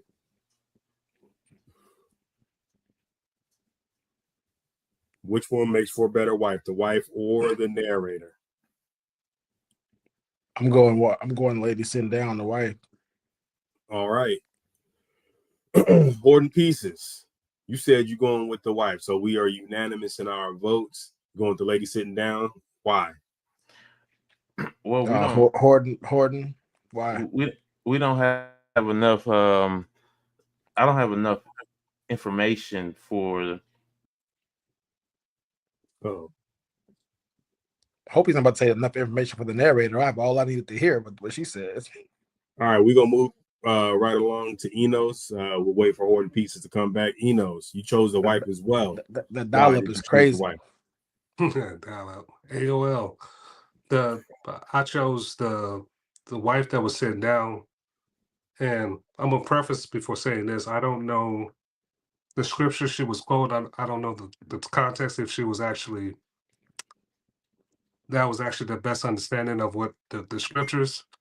But I will say this: at least she has something she's going off of that's leading her reasons for staying in the marriage. Versus the narrator was saying, if I don't feel protected, the feelings. If I'm something about her peace, if she don't have her peace protected, if she doesn't feel that peace, she's leaving. Those things don't have any. I can't go to a source or something to hold her accountable for those things to leave a marriage. At least with the lady, we can at least have a dialogue to see if she's interpreting these things correctly. Okay. Something we can go off of. Well said. All right, Vulcan, why did you choose a wife as a better wife material? I chose her mainly because of how bad the narrator's perspective was. The narrator's perspective was all about her feelings, and all of that stuff is very arbitrary. You can never pin it down. It's always then they can be based off of things that she's not even fully able to understand herself about herself. None of us are really able to understand why we feel the way we feel about things all the time. And so if she's going to be ruled by that, then I can never lead her, because the true leader with anybody relationship with her, but her true leader is going to be her feelings, her emotions. Okay. Her feelings, her emotions. In a space like this, let me ask this question. In a space like this, where the partner is obviously doing some things that may or may not be seen as right or wrong within their marriage, if you were to give it a percentage wise, how much weight would her feelings and emotions have? We'll call them validated feelings and emotions in that space. How much weight do they hold in her decision making process? Should they? How much weight should they hold in her decision making process? how much should they? It shouldn't hold any weight. No weight at all, Enos? What about you, Vulcan? I'm gonna come back to you. I'm not sure what validated feelings and emotions are, so I need help with that. Feelings that are born out of actual valid social constructs, i.e., calling her out of her name. Okay. Well, you can't really validate emotions, though. That's why it's, because that's like a contradiction. It is a contradiction within the self. So when you're scared of something that you rightfully should be afraid of, that's not a valid emotion. It's not an emotion that makes sense. Enos has never been afraid in his life, man. Put some spec on his name. That's cap. Making decisions off your emotions is contradictory because it's not valid. Because valid, you have to the validity is based in logic. If you're doing it off your emotions, it's not based in the logic. No, but the feelings themselves are validated. The feelings are from a place of. So if a woman is upset with her husband because he stepped outside their marriage, violated their vows, is that not a valid feeling to you? Well, you don't think there's any validation in that emotion? I'm really enjoying the dialogue, but I was going to clear it up and say the reason for the feelings can be valid. Yeah, the reason So I wanted to hear the dialogues. I love the conversation, but I was also thinking maybe it's better to just point out that we're talking about the reasons for the feelings. So correct. Yeah, so the act that happened, that the reason that makes sense why she's upset. Right, but what I'm saying is the reasoning is what would validate the emotion, not the decision making based on the emotion. I have all the same emotions that everyone has. I don't make my decisions based off of them. Okay. So I'm saying I don't mind if she feels that way. I do also have a problem with her making decisions based off of her feeling that way. Yeah. But if she were to come and have a conversation, with her husband and say, "Hey, this is how I feel," in my opinion, I don't think that he would be right in dismissing that as an invalid or a nonsensical emotion that she's having. Right? That's more grounded in reality than you ain't pick up your phone and my woman's intuition, my gut says you was somewhere cheating. I'm gonna dismiss that out of hand. You sound crazy. Do you mind restating the question again? I don't get back. As far as yes. Give it a percentage. So for a valid reason to feel that way, how much do you think that should weigh on her decision-making process? You can go, okay. All right. I don't have anything. You had him ask the question again, not to have it. Yeah. So I don't know. I wasn't even listening to the questions. I thought thought you were asking to ask the question for you to answer it or something. Yeah. But he already said zero. Yeah. I already gave my perspective on it. All right, moving right along.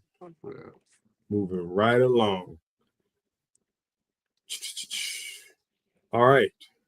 Who do you believe has more respect for themselves, the wife or the narrator? While it is pretty clear, we're going to stick to the format and we're going to go Enos. The narrator or the wife? Who do you believe has more respect for themselves? The wife. The wife. Vulcan, in your opinion, which one of the young ladies? Definitely the wife. Definitely the wife. Okay, Enos, why do you think the wife has more respect for herself than the narrator, even though the narrator is positing that she has the more respect for herself? Because the wife has a clear understanding of why she's doing what she's doing. So she is getting mistreated, but she's entering these problems knowing that she's getting mistreated. She knows the reason why she's going through these things. So she has a clear understanding of why she's dealing with what she's doing and why she's persevering. She has a goal or a mission, and she's not just arbitrarily taking this abuse. Yes. Okay. Okay. Real quick. Nothing Without Jesus says they are both wrong. God does not want that lady putting her health or life at risk. She also says the other one sees marriage as something that is supposed to serve her and make her happy. The Bible never says that we are to have these expectations. It really narrows down to her beliefs. It's a solid point. They have different definitions of respect. We're going to go with Vulcan, answer the original question. Who do you believe has more respect for themselves? And please explain, and then we'll wrap back around and see if anyone wants to respond to Nothing Without Jesus's comments on the topic. Yeah, so I think you believe that the wife has more respect for herself. Why? Yeah, I think she definitely has more respect for her for the fact that she's going after God's leading. She believes that God has given her an extra measure of grace for these kind of things, which God does. You see in the Bible, people, prophets being asked to marry prostitutes and being told to go back to them as that's being a depiction or a picture of God's relationship with Israel at the time. So you see that happening all throughout the scriptures. We're told like the prodigal son, the father, gave him his inheritance. He squandered his inheritance, made his name look bad. And he says, when you are far off from me, yet he ran to him. So you see this, you see what Jesus has said, I forgive them for they know not what they do. Peter, you would deny me 3 times. You see a recurring theme in the Bible of people being forgiven for heinous acts that they've done. Saul was deleting Christians. He becomes Paul. You see this theme over and over and over again. So theme her of going through theme of suffering, redemption, and it just being a greater story, a greater testimony of God's power. And it goes down to what are you doing this for in this world? Are you doing this for your own glory, for your own happiness? Are you doing this for God's glory? How much more of a testimony? Her sharing that story with a lot of people that's able to hear that. How much more powerful of a testimony is that? Mm-hmm. I hear women all the time talking about, they got with a guy when they were 20 or whatever, years old. They loved the guy, everything like that, but he wouldn't stop stepping out or whatever the case may be. So they leave him. A lot of those women they never marry. They end up 40, 50 years old being like, if I knew every man I was going to get with after that was going to be something similar. I went through more and more trauma, more and more abuse. And I had a man that I really loved. And I gave all that up thinking I'm going to find something better. And I realized I should have stuck with that guy. That guy's happily married and not stepping out at that point in time anymore. Yeah. The perfect man syndrome in America, specifically the fantasy man, the Prince Charming syndrome is really robbing a lot of our young ladies of full lives because their expectations are not too high, but they're not. I think it's okay that they're high, but they're too high. They're not realistic in the spaces. To what Vulcan was saying, if you could tell a lot of them, like, hey, everyone you deal with is going to have something. None of them are going to fit like a puzzle piece. Yeah, that's where the work of marriage and relationship comes in. A lot of them would have. There's a guy in their past that they would have been like, man, he had everything but that one thing, and I really feel like I lost the one. That's the one that got away. Yeah, I forgot. I heard this proverb that said, that I heard that says, a man never crosses a river twice. And it boils down to because the river's never the same river and the man's never the same man. And I bring that point up to say that lady who found her guy that she loved and cared about and they had a great relationship, but he was flawed. By the time she ends up 30, 40, 50 years old, she's not that same woman anymore. So she's been drastically changed by all those failed relationships and all the heartbreaks and all the hope deferred, making the heart sick. And so she's not even fully equipped to be a good wife like she was when she was in her 20s, dealing with that one guy who had a couple of flaws, wherever the case may be. And that's not even accounting for the fact the flaws that she had. Now, women and men may not always have the same types of flaws. And so a lot of times what happens is ladies will focus on the man's flaws and her not being happy with those flaws and will leave. 100%. But that's not dealing with the fact that all the flaws that she had that he was willing to put up with. Yeah, and it's because men are less vocal about that type of stuff. We often suffer in silence. Men often suffer in silence. I wanted to chime in And I see this narrative. It was definitely a misread with the narrator. She was misreading the wife that was in the video we just played. This is what I see often. People don't separate. Oh, they don't understand the difference between somebody being naive versus somebody understanding grace. What the lady was doing, she was displaying grace. Being naive is doing things, not thinking, not being aware, lack of experiences. That's not what this lady was doing. She had wisdom, and she had a great understanding of what grace was, and this is what prepared her and helped keep her on track and what her goal was. The you see this on narrator the was flip side painting with her men too. as the narrator was painting the wife as someone who's being taken advantage of, as opposed to someone who was suffering towards a goal. Yeah, we're the scriptures talk about long suffering and patience and stuff like that. And if you suffer with me, you will reign with me. And a lot of times on the flip side of that, you see a lot of men who, especially in today's time period, are getting with ladies who've already been through a lot of trauma. These women are rough around the edges. They have a hard time being vulnerable. That they fly off at the mouth at the slightest thing. They can't handle conflict resolution very well. They have abandonment issues. They have attachment issues. And a lot of men go on to marry these women, understanding these women are not perfect. They have a lot of flaws, and we're gonna have to work through those things. I've heard pastors and pastors' wives have to tell men, hey, look, in this season, you're gonna be a punching bag. In this season, you're gonna be somebody who she's gonna take out a lot of her frustrations and pains, but you got to wash her with the word and help her get where she needs to go as the leader of the home. As is your duty, as is your role. And that's what people do. They oversimplify. When a person going through that, they oversimplify the person, not giving that person credit. Like, they actually understand why they're going through this process with this person that's imperfect.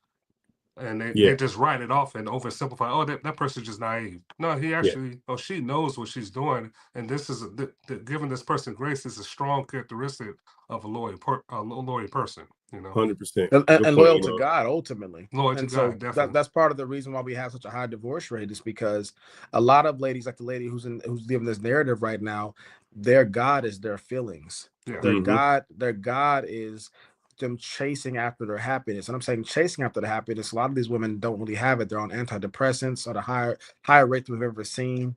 All this stuff's going on, so they're claiming happiness, but they're really, for a lot of people, especially a lot of women, happiness is just not being hurt, not taking the risk of being hurt. The risk. So they're not actually happy. They're just maybe not miserable all the way.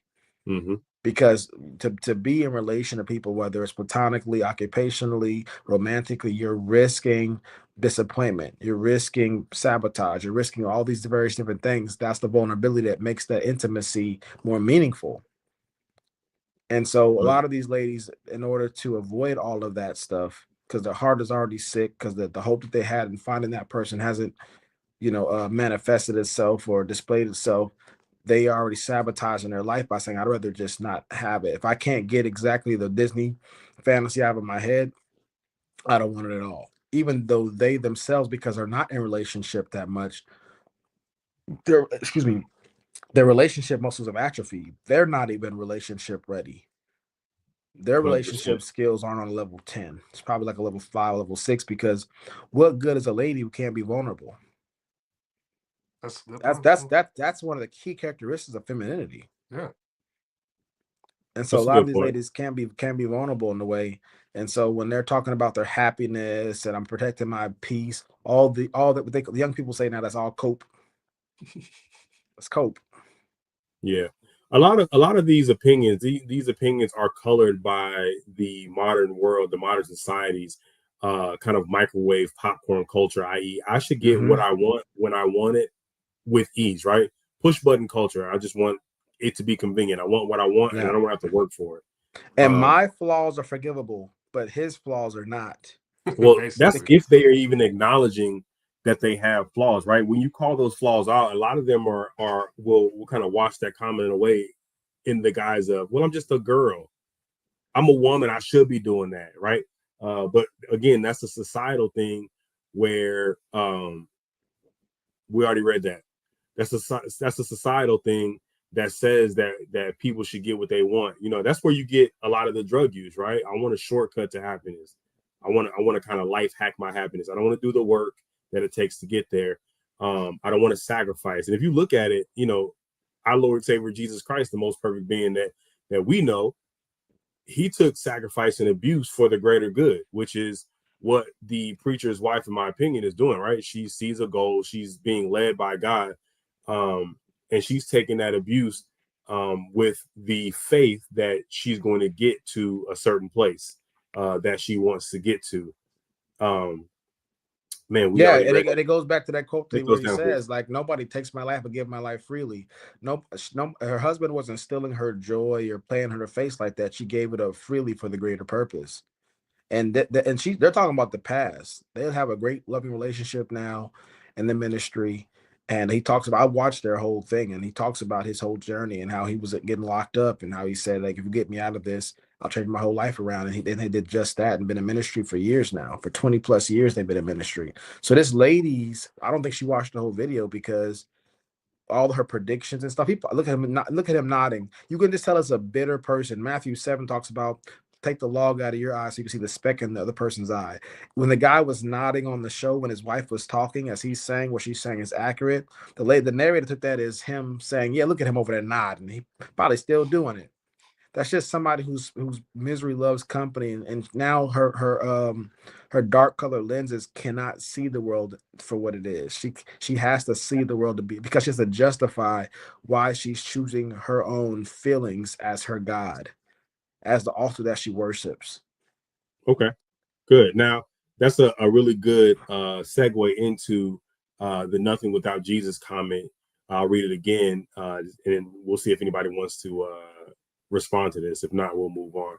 Nothing without Jesus says, the other one sees marriage as something that is supposed to serve her and make her happy. The Bible never says that we are to have these expectations. So it really narrows down to what her beliefs are. Do you want to respond to that?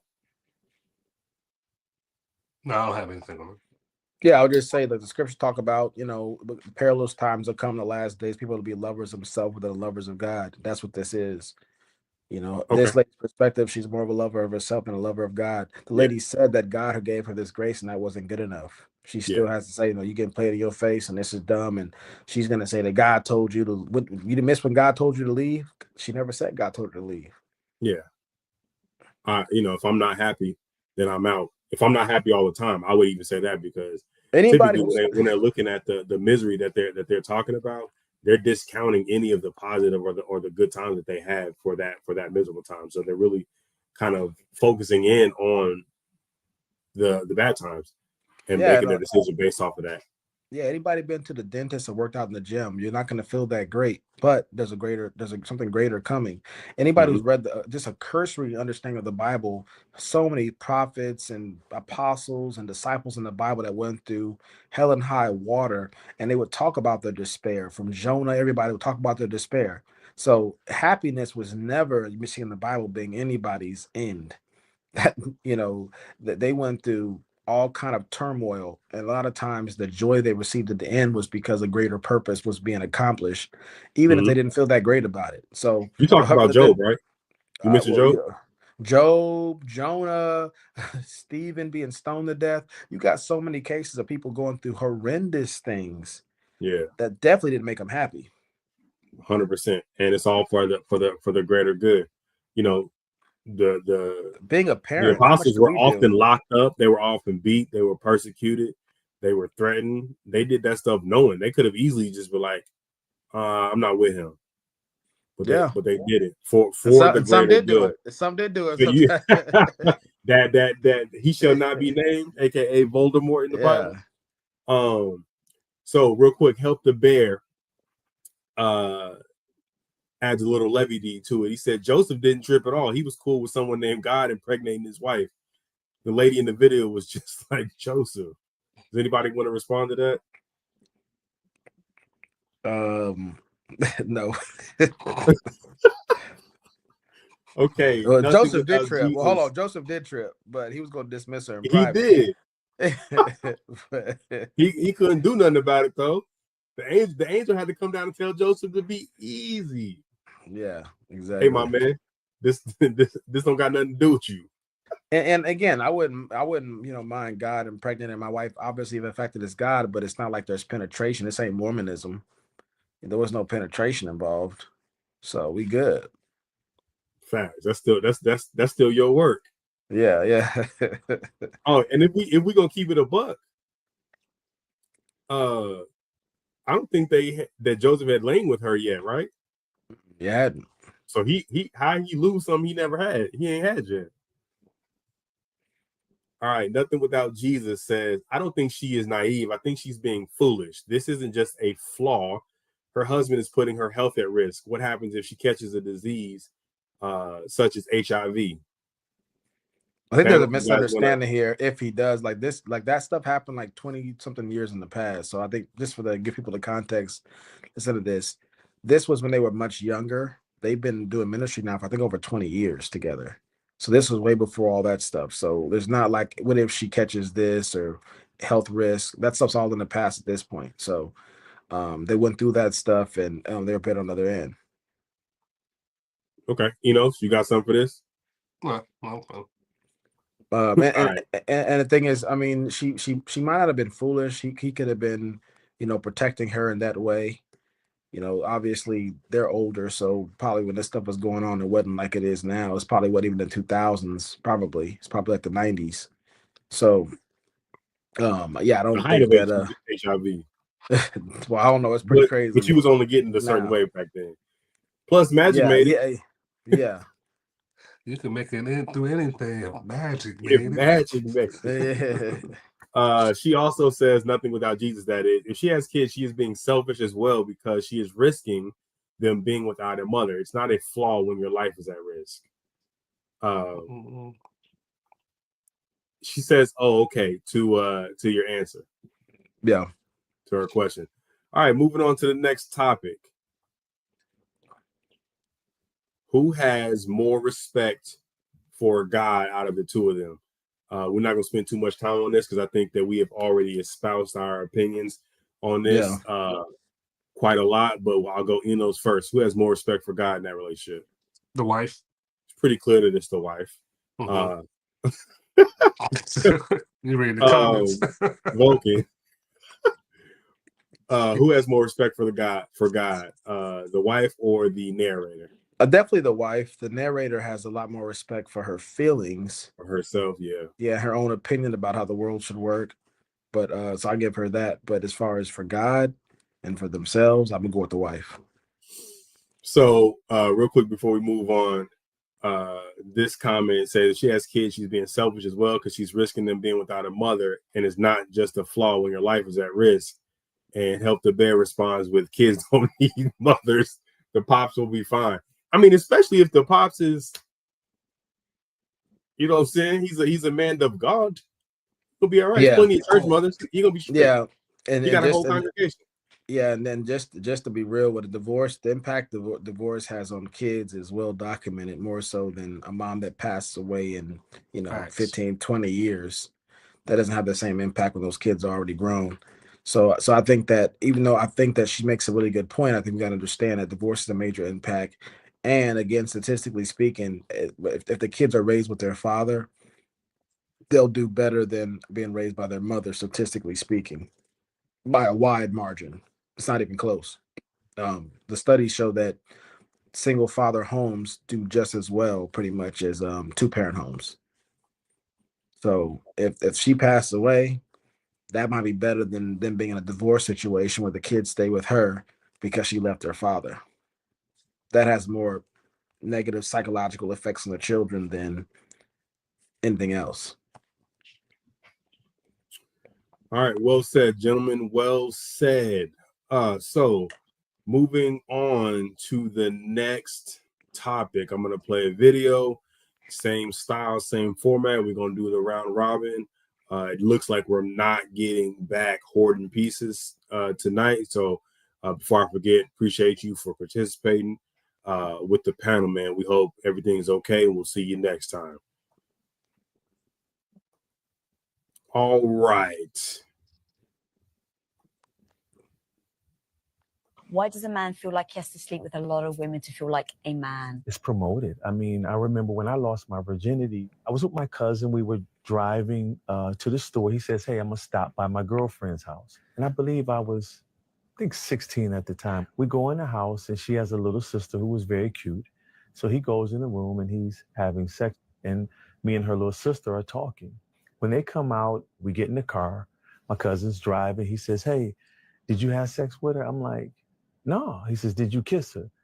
I'm like, no, I just met her. He was like, you a virgin? I'm like, I haven't had sex before. When we pull up into his house where all my uncles were, my cousins and my mother, he yelled out, hey, Jason's a virgin. The entire house erupted in laughter. So when I looked around at my mother, she was laughing. It made me angry because here it is. I'm like, well, wait a minute.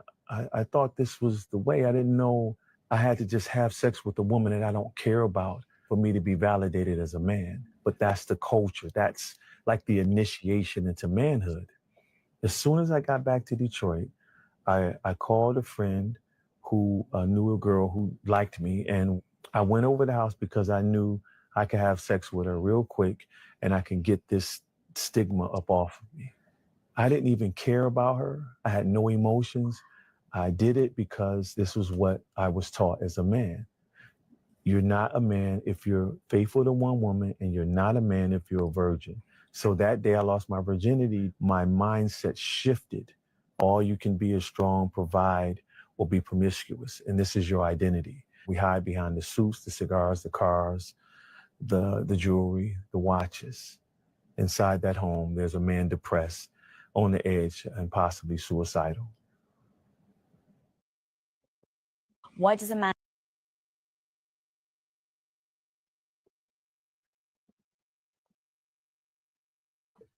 All right. He knows he may got you. His beard game might be nicer than yours, man. He even having his longer, man. It might even be better moisturized. Just so we put it out there. You might got you on that one. That's a cold beard. That's silver bread. I'm looking forward to that. Yeah. Hopefully we graduate to that one day. Yes. Hopefully. All right, everyone take a nice gander real quick. All right, so moving on. Real quick, Enos, give me your overall thoughts on what society says about how to prove that you're a man. Mm-hmm. As far as the things he was saying in the video, okay. Yeah, go ahead. Just give me your 2 minutes or less. Give me your opinion on it. I agree. As far as when he said the culture do promote. When I say culture, just American culture. Okay. American culture and male culture, we do tend to promote men sleeping with more women, multiple women. But the why, I think the why, I didn't hear him say this in the video, the why women promote that too. And that's what women, from what I noticed, that's the type of men they desire too. They want a more experienced man. Yeah. So the reason he's saying they doing these things is because that's what women tend to give the most attention to. Okay. Mm-hmm. Vulcan, you got anything on that before we move to the next question? I think the point that the guy's making is a very good point. I had the same observation coming up all the way up until now. The culture definitely promotes sexual promiscuity in a way that's detrimental to everybody involved. I mean, just for myself, I remember when I was in middle school, I got made fun of being a virgin. I can't remember if I was in like 6th or 7th grade. But I remember and it was embarrassing because, the girls were like, yeah, that's cute. And, the guys are laughing and stuff like that. And I don't know who was or who wasn't a virgin themselves.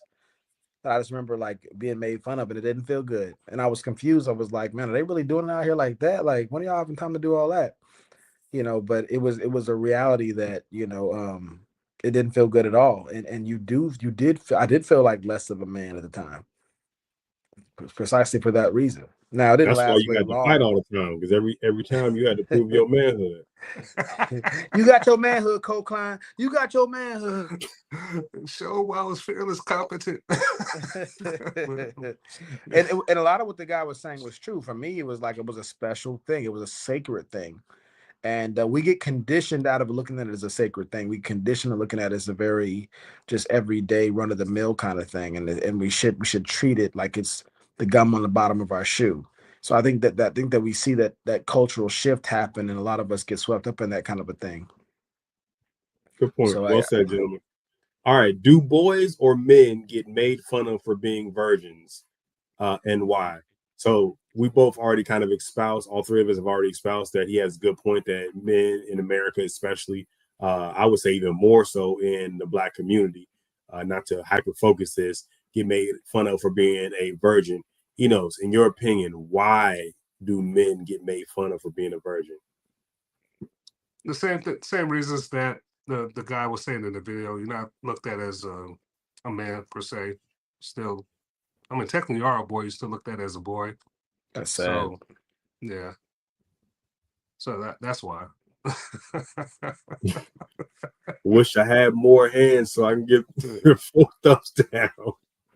Yeah, that's unfortunate. And you see that like it's promoting our culture when you watch the movies, the TV shows, all the way going back as far as Happy Days. The guy that was getting the most attractive one was the guy that seemed like he was more experienced with women.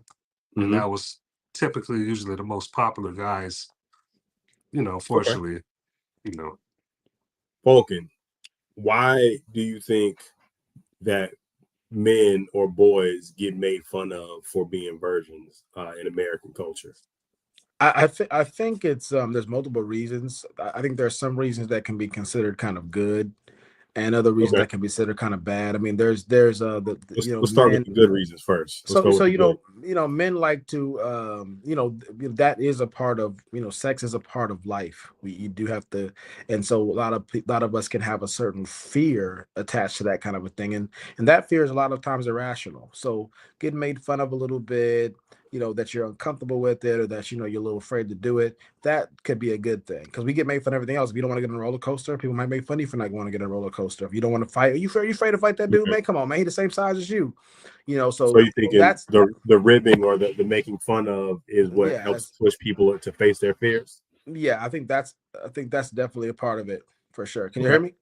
Yeah, I can hear you. Yeah. So I think that's on the good side. Sometimes you need those kind of things. Okay. Can you hear me still? Yeah, and on the other side of it, the bad part of it is just you saw this happen with academics not too long ago, right? Academics was that's the part. I'm not familiar with that situation. Read me in. No, yeah, it was a pretty big deal. Academics was I think he was what's that gaming Twitch. Social media Twitch.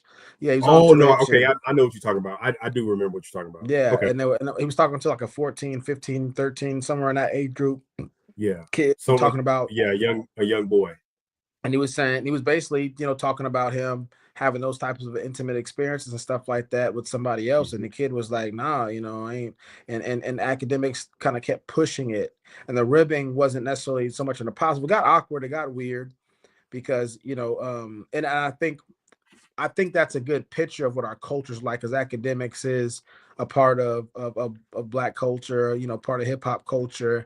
And so all of us can kind of get engulfed by that kind of a thing and forget our own morality, forget our own way a lot of times with stuff like that, and forget that is something that should be treated with care. And that's very important, to not just whimsically go about doing that kind of a thing, but understanding the value and the peoples that could be affected by those type of actions and stuff like that, and what the ramifications for treating it very carelessly can be. So I think that's on the bad side of it, So I think that's some of the bad reasons people do it, is they want to push you into it because people want to see you uncomfortable. People want you to feel the same way about it they feel, and a lot of it is because we like to encourage people to do bad things and do things at the earlier times. We want to be able to say, I put him on to this kind of thing. I'm the one who got him his first this or that.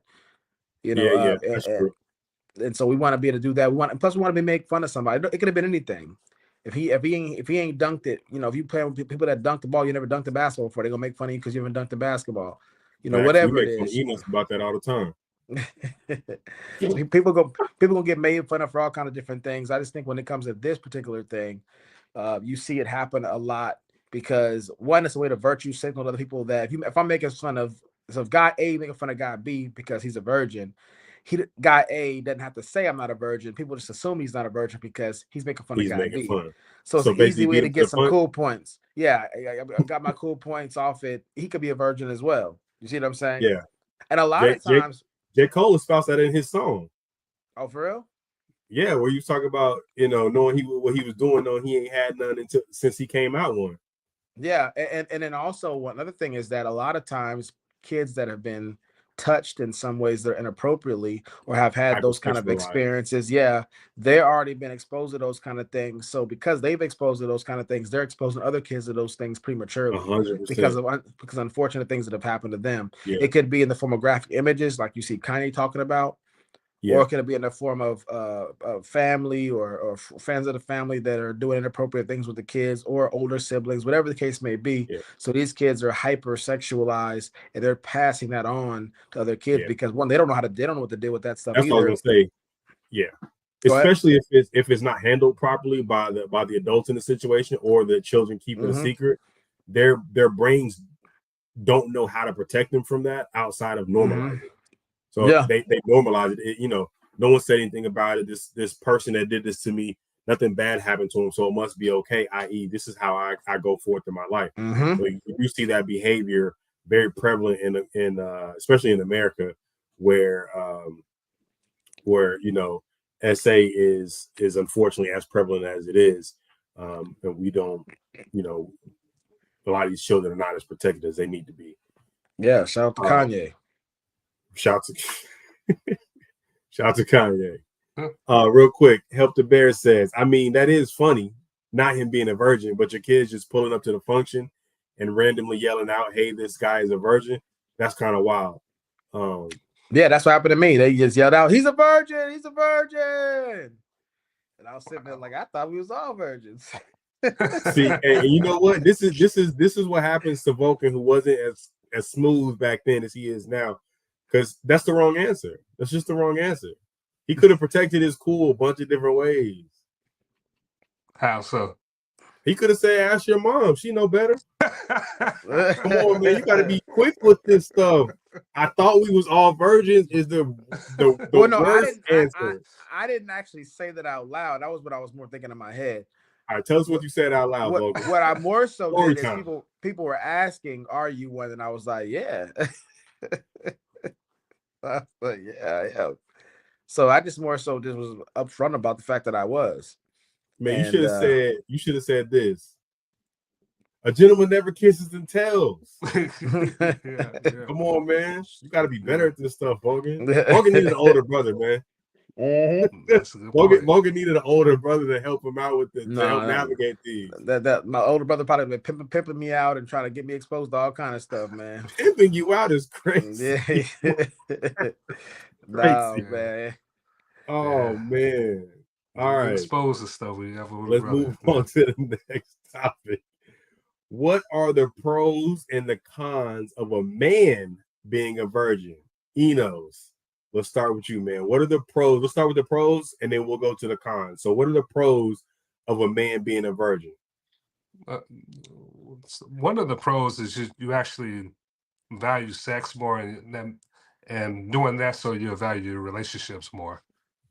So that's one of the pros. The cons, being exposed to those type of images could really, there's a higher chance that it could show up negatively in your relationships, in a negative way. So, so that's some of the cons. Yeah, that's what I got for that. Okay, Vulcan, what are the pros and cons of a man being a virgin? Let's start pros and then let's finish up with cons. It depends on the age of this man.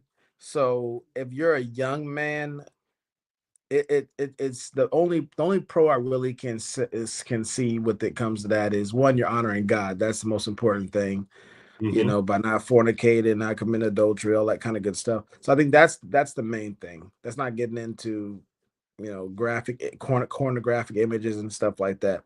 But I Well, think but I think just being a virgin in that way, that's really good. Now the thing is, if you are trying to get ladies, unless you're in a very closed circuit religious group, you're gonna struggle because women don't like men who are less experienced than them in pretty much anything. Yes, and so if you're gonna, because a lot of things go with being a virgin or being but being a virgin specifically, but being less experienced with ladies attached to that, and how it works when it comes to being able to attain women is that you got to be comfortable. It's got to come across organic and natural. yeah. And for the on the man side, so he has the confidence to take the lead and take the initiative and to be a very Mhm. decisive person, Yep. because that's what she's looking for when it comes to mate selection. And unfortunately, there is a correlation between a guy who's more comfortable with women, who's bed more women. He is more comfortable. It's not as much of a big deal to him, women, and interact with them in that way. So he's able to put the woman more at ease than a guy who's less experienced in that way. So I think that, and if the She feels man's not protected in particularly, that vulnerable space yes, she by got somebody that somebody can who's lead more her through the expensive. process. Yes.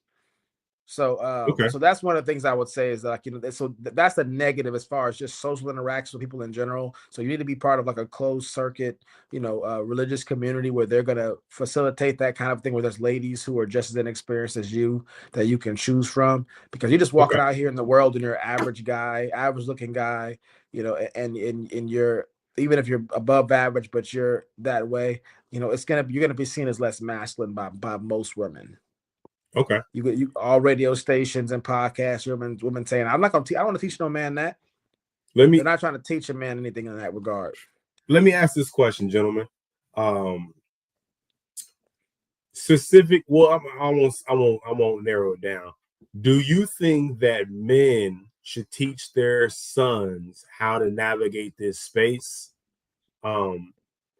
Outside of just out and out, just saying like, "Hey, I am a virgin." Do you think men should prepare their sons going into?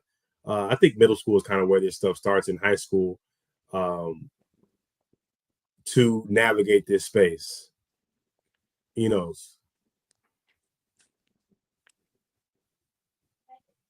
Vulcan. Yes, sir. Yes, and do you think that men should teach their sons to navigate the being a virgin space, or do you think they should kind of just let them go out into the world as a virgin and I figure it out? I think definitely the fathers should teach their sons that kind of thing, because you don't want to leave it to their friends. You don't want to leave it to the music and the culture. You don't leave it to movies, because it's going to give people the wrong messaging. So yeah, yeah, for Understood. sure. Okay.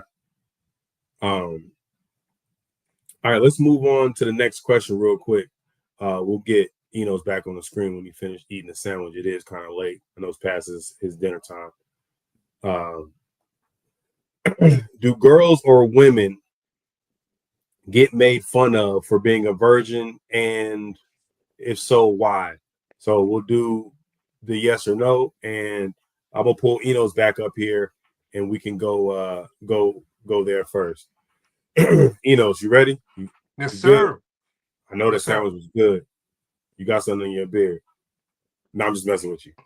Do girls or women get made fun of for being virgins, and why? So let's start with the yay or nay. The Per girls and usual. women get made fun. I seen that. I seen that coming up. I don't have to say yeah. I did see Okay. that. Okay. I see that Vulcan. to prefaces. I see that women get made fun of more by women. I mean, by other men or boys. Got you. And for why, I could just guess why. No, hold on. Format. Yes, Vulcan. sir. Do girls or women in general get made fun of for being virgins? Yes. Yes or no? All right, Vulcan. Enos, go ahead and go into your why. You said you have seen girls or women get made fun of for being virgins, and you said mostly it's by other women, or you said they get made fun of more by men for being virgins? More by men. I Okay. seen that more by men. Okay. Go into a little detail about that. Okay. My theory is I think men do it to encourage women. That's a way of trying to sleep with the women. Oh, the girl.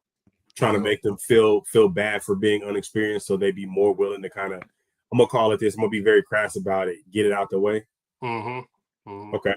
Okay. Yeah, so I think it could be. I think it could be that they're doing it to, get them to want to do it, or it could be testing to see where they already are on the issue. Oh, that's a good point. Yeah. That's a good point. Kind of a fishing lure, just kind of put it out there. And man, if you was a virgin, you know what I'm saying, that's real lame of you. So a girl can say something like, "I'm not a virgin," so he can know. Okay, I could broach that subject. Yeah, it might not even be that. It might even be that direct. It was like, "You a virgin? Hey, is she a virgin?"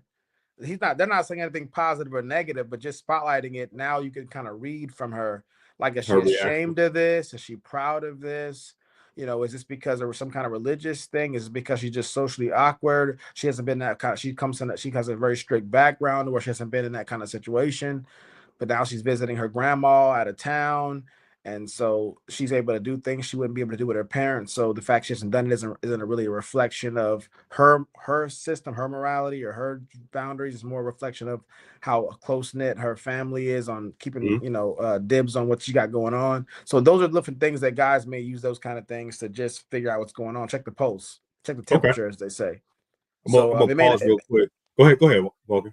I was gonna say, so it may not be them, deriding her and making fun of her in the sense of negatively doing it, but just wanted to get a check of the temperature, like we do with anything else. Yeah, that makes sense. I can see that. But so yeah, it's kind of an innocent making fun of. I see an innocent ridicule as opposed to like a ridicule with intent. That's a good point. Nothing Without Jesus says that is the least of a woman's concerns, though. Far more important things nowadays. And she's right. They have to worry about bears in the woods. So I don't think they have time to worry about getting in front of for being a virgin. She said it is a valid point. I'm assuming that she's talking about girls getting made fun of for being virgins. And then she has a story time since Vulcan wouldn't let us in on his past. When I was 18, her older male co-worker, who was in his 30s or 40s, she thinks, said, "Stop being a saint. Men don't like that." So this is an example similar to what Enos was talking about, where he's seen it, where women do get made fun of or made to feel bad about or ridiculed for being a virgin. And unfortunately, it was likened or associated with being a saint, i.e. Christianity, her chasteness, which should be esteemed, held in the highest esteem. My man Help the Bear said women don't have to worry about him in the woods. There you go, man. Hey, listen, you got to identify yourself these days. You never know. And I just want to say, I did preface to say genders. I said my theory for men, and I think Loki made a good point as far as them being strategic, trying to gauge a woman's past if she is experienced. But also, I want to say what I experience, what I see women, when other women make fun of other women for being virgins, their jokes seems like it's a disdain for it, especially if a woman brags about not having as many quote unquote bodies. The women would joke about it, but it seems like it's a disdain for that woman that's less experienced than she is, where she's well more experienced sexually than the other woman. So well said, yeah, that's a good point. A lot of times women they don't like that birds of a feather flock together kind of anecdote or connotation is put on them, but a lot of times women do not want to be known as the most promiscuous or identified as the most promiscuous in their group. So they typically try to either get other women to participate or at the very least kind of expose another woman's promiscuity. So they're all kind of in the same bucket. It's kind of, I'll say it's a sick game. It's weird. I've seen it play out before and was able to kind of, I don't want to say interview, but just kind of ask questions at the end of it because I was in a position where I could. The logic behind it, for lack of a better word, was incredibly flawed. It could also be like a preemptive strike. It's like, obviously, especially with ladies, they're already shamed for displaying promiscuous behavior, even though it's declined a lot in our culture today as opposed to when we grew up, most of us grew up in. But if instead of if you have a girl who's already promiscuous, maybe because she's had some bad experiences when she was really young, where she was dealt with inappropriately, but now she's this person has this appetite, and she has a friend who may not be the same way. Instead of having that friend look down on her for her appetite, she may preemptively just go and make that strike and be like, "Girl, you ain't done this before." So it just kind of changed the nature of their relationship and the conversation. So instead of her looking down, her wanted to deal with the potential of being looked down upon or being judged, she judges first. So the other girl feels like I'm the one that's missing out. So basically, my girls are like Harvard professors. You know what I'm saying? They had this thing down to a science. The Got science. that knowledge. That's it. All right, moving on to the next question. This is a mirror to one of our other questions. Now, what are the pros and cons of a woman being a virgin? Enos, let's start again with the pros and with the cons, sir. Okay, what are the pros and cons? The pros, it depends on the man. The pros, if a man wants to marry a woman, typically they will want a woman that's less experienced. It depends on that man. So that's one of the pros for women. Depends on the woman she does want to get married. Depends on their religious beliefs. Western, I'm more leaning towards the Abrahamic faith. They tend to, you see this in Islam. I think it's quoted in the Quran, being rewarded virgins in the afterlife, and Christian. And you see the same narrative of Christianity as far as on earth, that men tend to want women that's not experienced. All right, so for cons, like I said, it depends on the man. Certain men do want a woman to be more experienced in the bedroom, so that could be a con towards that woman. So Eno's not picking a side. I see you stay in the middle of where it's safe, big dog. I got you. I'm messing with you. That's a good answer. I know Vulcan gonna give us some more. Vulcan, what are the pros and cons of a woman being a virgin? Take it away, sir. So I'd say for a woman being a virgin is a pro in pretty much every single way. She's not ruled out by really any guy, although she may drop down on some guys' preferences. Some guys probably wouldn't want to bother with a virgin. Some guys they wouldn't want to deflower a virgin if they have certain conscious convictions about certain things. So but that doesn't rule her out completely. It depends what time of life he in and how attractive she really is. So then there's other variables that he's going to factor in. But so let me ask this question real quick, Vulcan. Go ahead. Your opinion right now, is it contingent upon the intentions of the man? I.e., am I trying to marry this girl, or am I just trying to bag her? Or do you think across the board it's a pro in every category? I think part of it is, I think it's both. I think part of it is, if it's talking about an individual guy, what his intention is in that season of his life. But I think overall, there's some guys who just wouldn't prefer a virgin. They wouldn't prefer a lady who hasn't, even a lady who's only been with a couple guys. Some guys would want to deal with that. I need somebody that knows what knows how to do what I like already, or doesn't have a lot of these taboo mindsets related to that type of interaction. So some guys are freaks and they want a girl freak as well to match their freakiness. Yeah, sometimes some guys are like that. I think that's still more the minority of guys, and depending upon how attractive she is, that still may not be enough to make them not want her anymore if she's attractive enough. Now that's on the pro side. So the pro side is, the con side of it is she has more access to more men the less bodies she has. And a lot of times the less bodies you have, generally that means you're still a bit more feminine. You still view relationships in a more religious way, or a lot more defined way. It's a lot more sacred to you, so you treat it with a lot more respect. Obviously she's going to be able to bond with her whoever guy she ends up with a lot better, because that's how a woman's body set up to have that bonding hormone be produced, so she can pair bond in that way. So on the con side of it, it would be the difficulty is a lot of times if somebody's getting older and older and they're still a virgin, it can be severe social awkwardness. There's other Okay, things going on that's a with that very good person point. because yes, because if you're in a religious situation and you're still a virgin and you're older, you're not part of a good organization because they would have helped facilitate you finding You getting somebody married. already. Yeah, they Yeah. would have done their due diligence. Now, Yeah. if you're in a situation where that's not happening, you may be in some kind of cult group, or what's happening is that you're so socially awkward that you're not able to interact with anybody and build relationships with people, especially of the opposite sex. Yeah. And so that's what happens. You have somebody that they may have some kind of philosophies or perspectives in their mind that are deleterious or are very detrimental for them being able to couple with somebody. And I've seen and heard those kind of situations happen as well, like that they just have too much going on and in the wrong way mentally, and so they can't. That's why they end up being virgins for way too long. They're waiting for the wrong guys.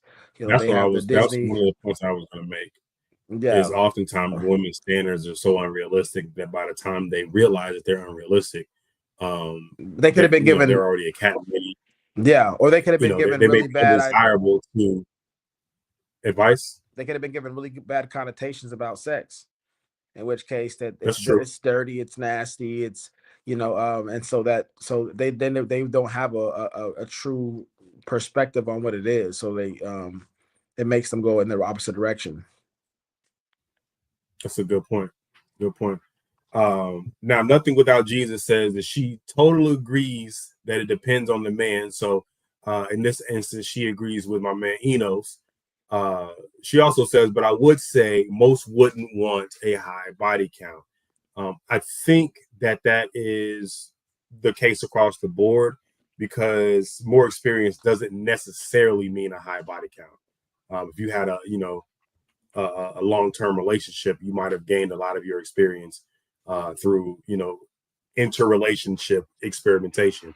So it doesn't necessarily mean that young lady has been through a lot of men.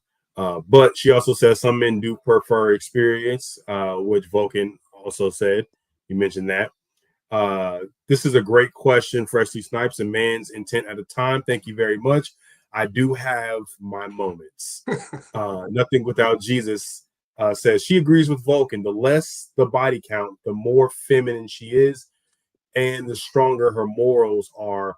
It also shows that she is not influenced by outside culture, which I think is something that should be esteemed. I won't say should be, that is typically esteemed by a man who is seeking a wife.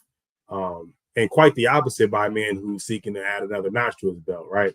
For the most part, a lot of men want to avoid morally strong women because the effort is going to take to get them, if they don't have the intent of taking it any further than sexual intercourse, is going to be too much, not worth Some the guys bag. look at this bad juju. You see that in the movie Malcolm X with Denzel Washington.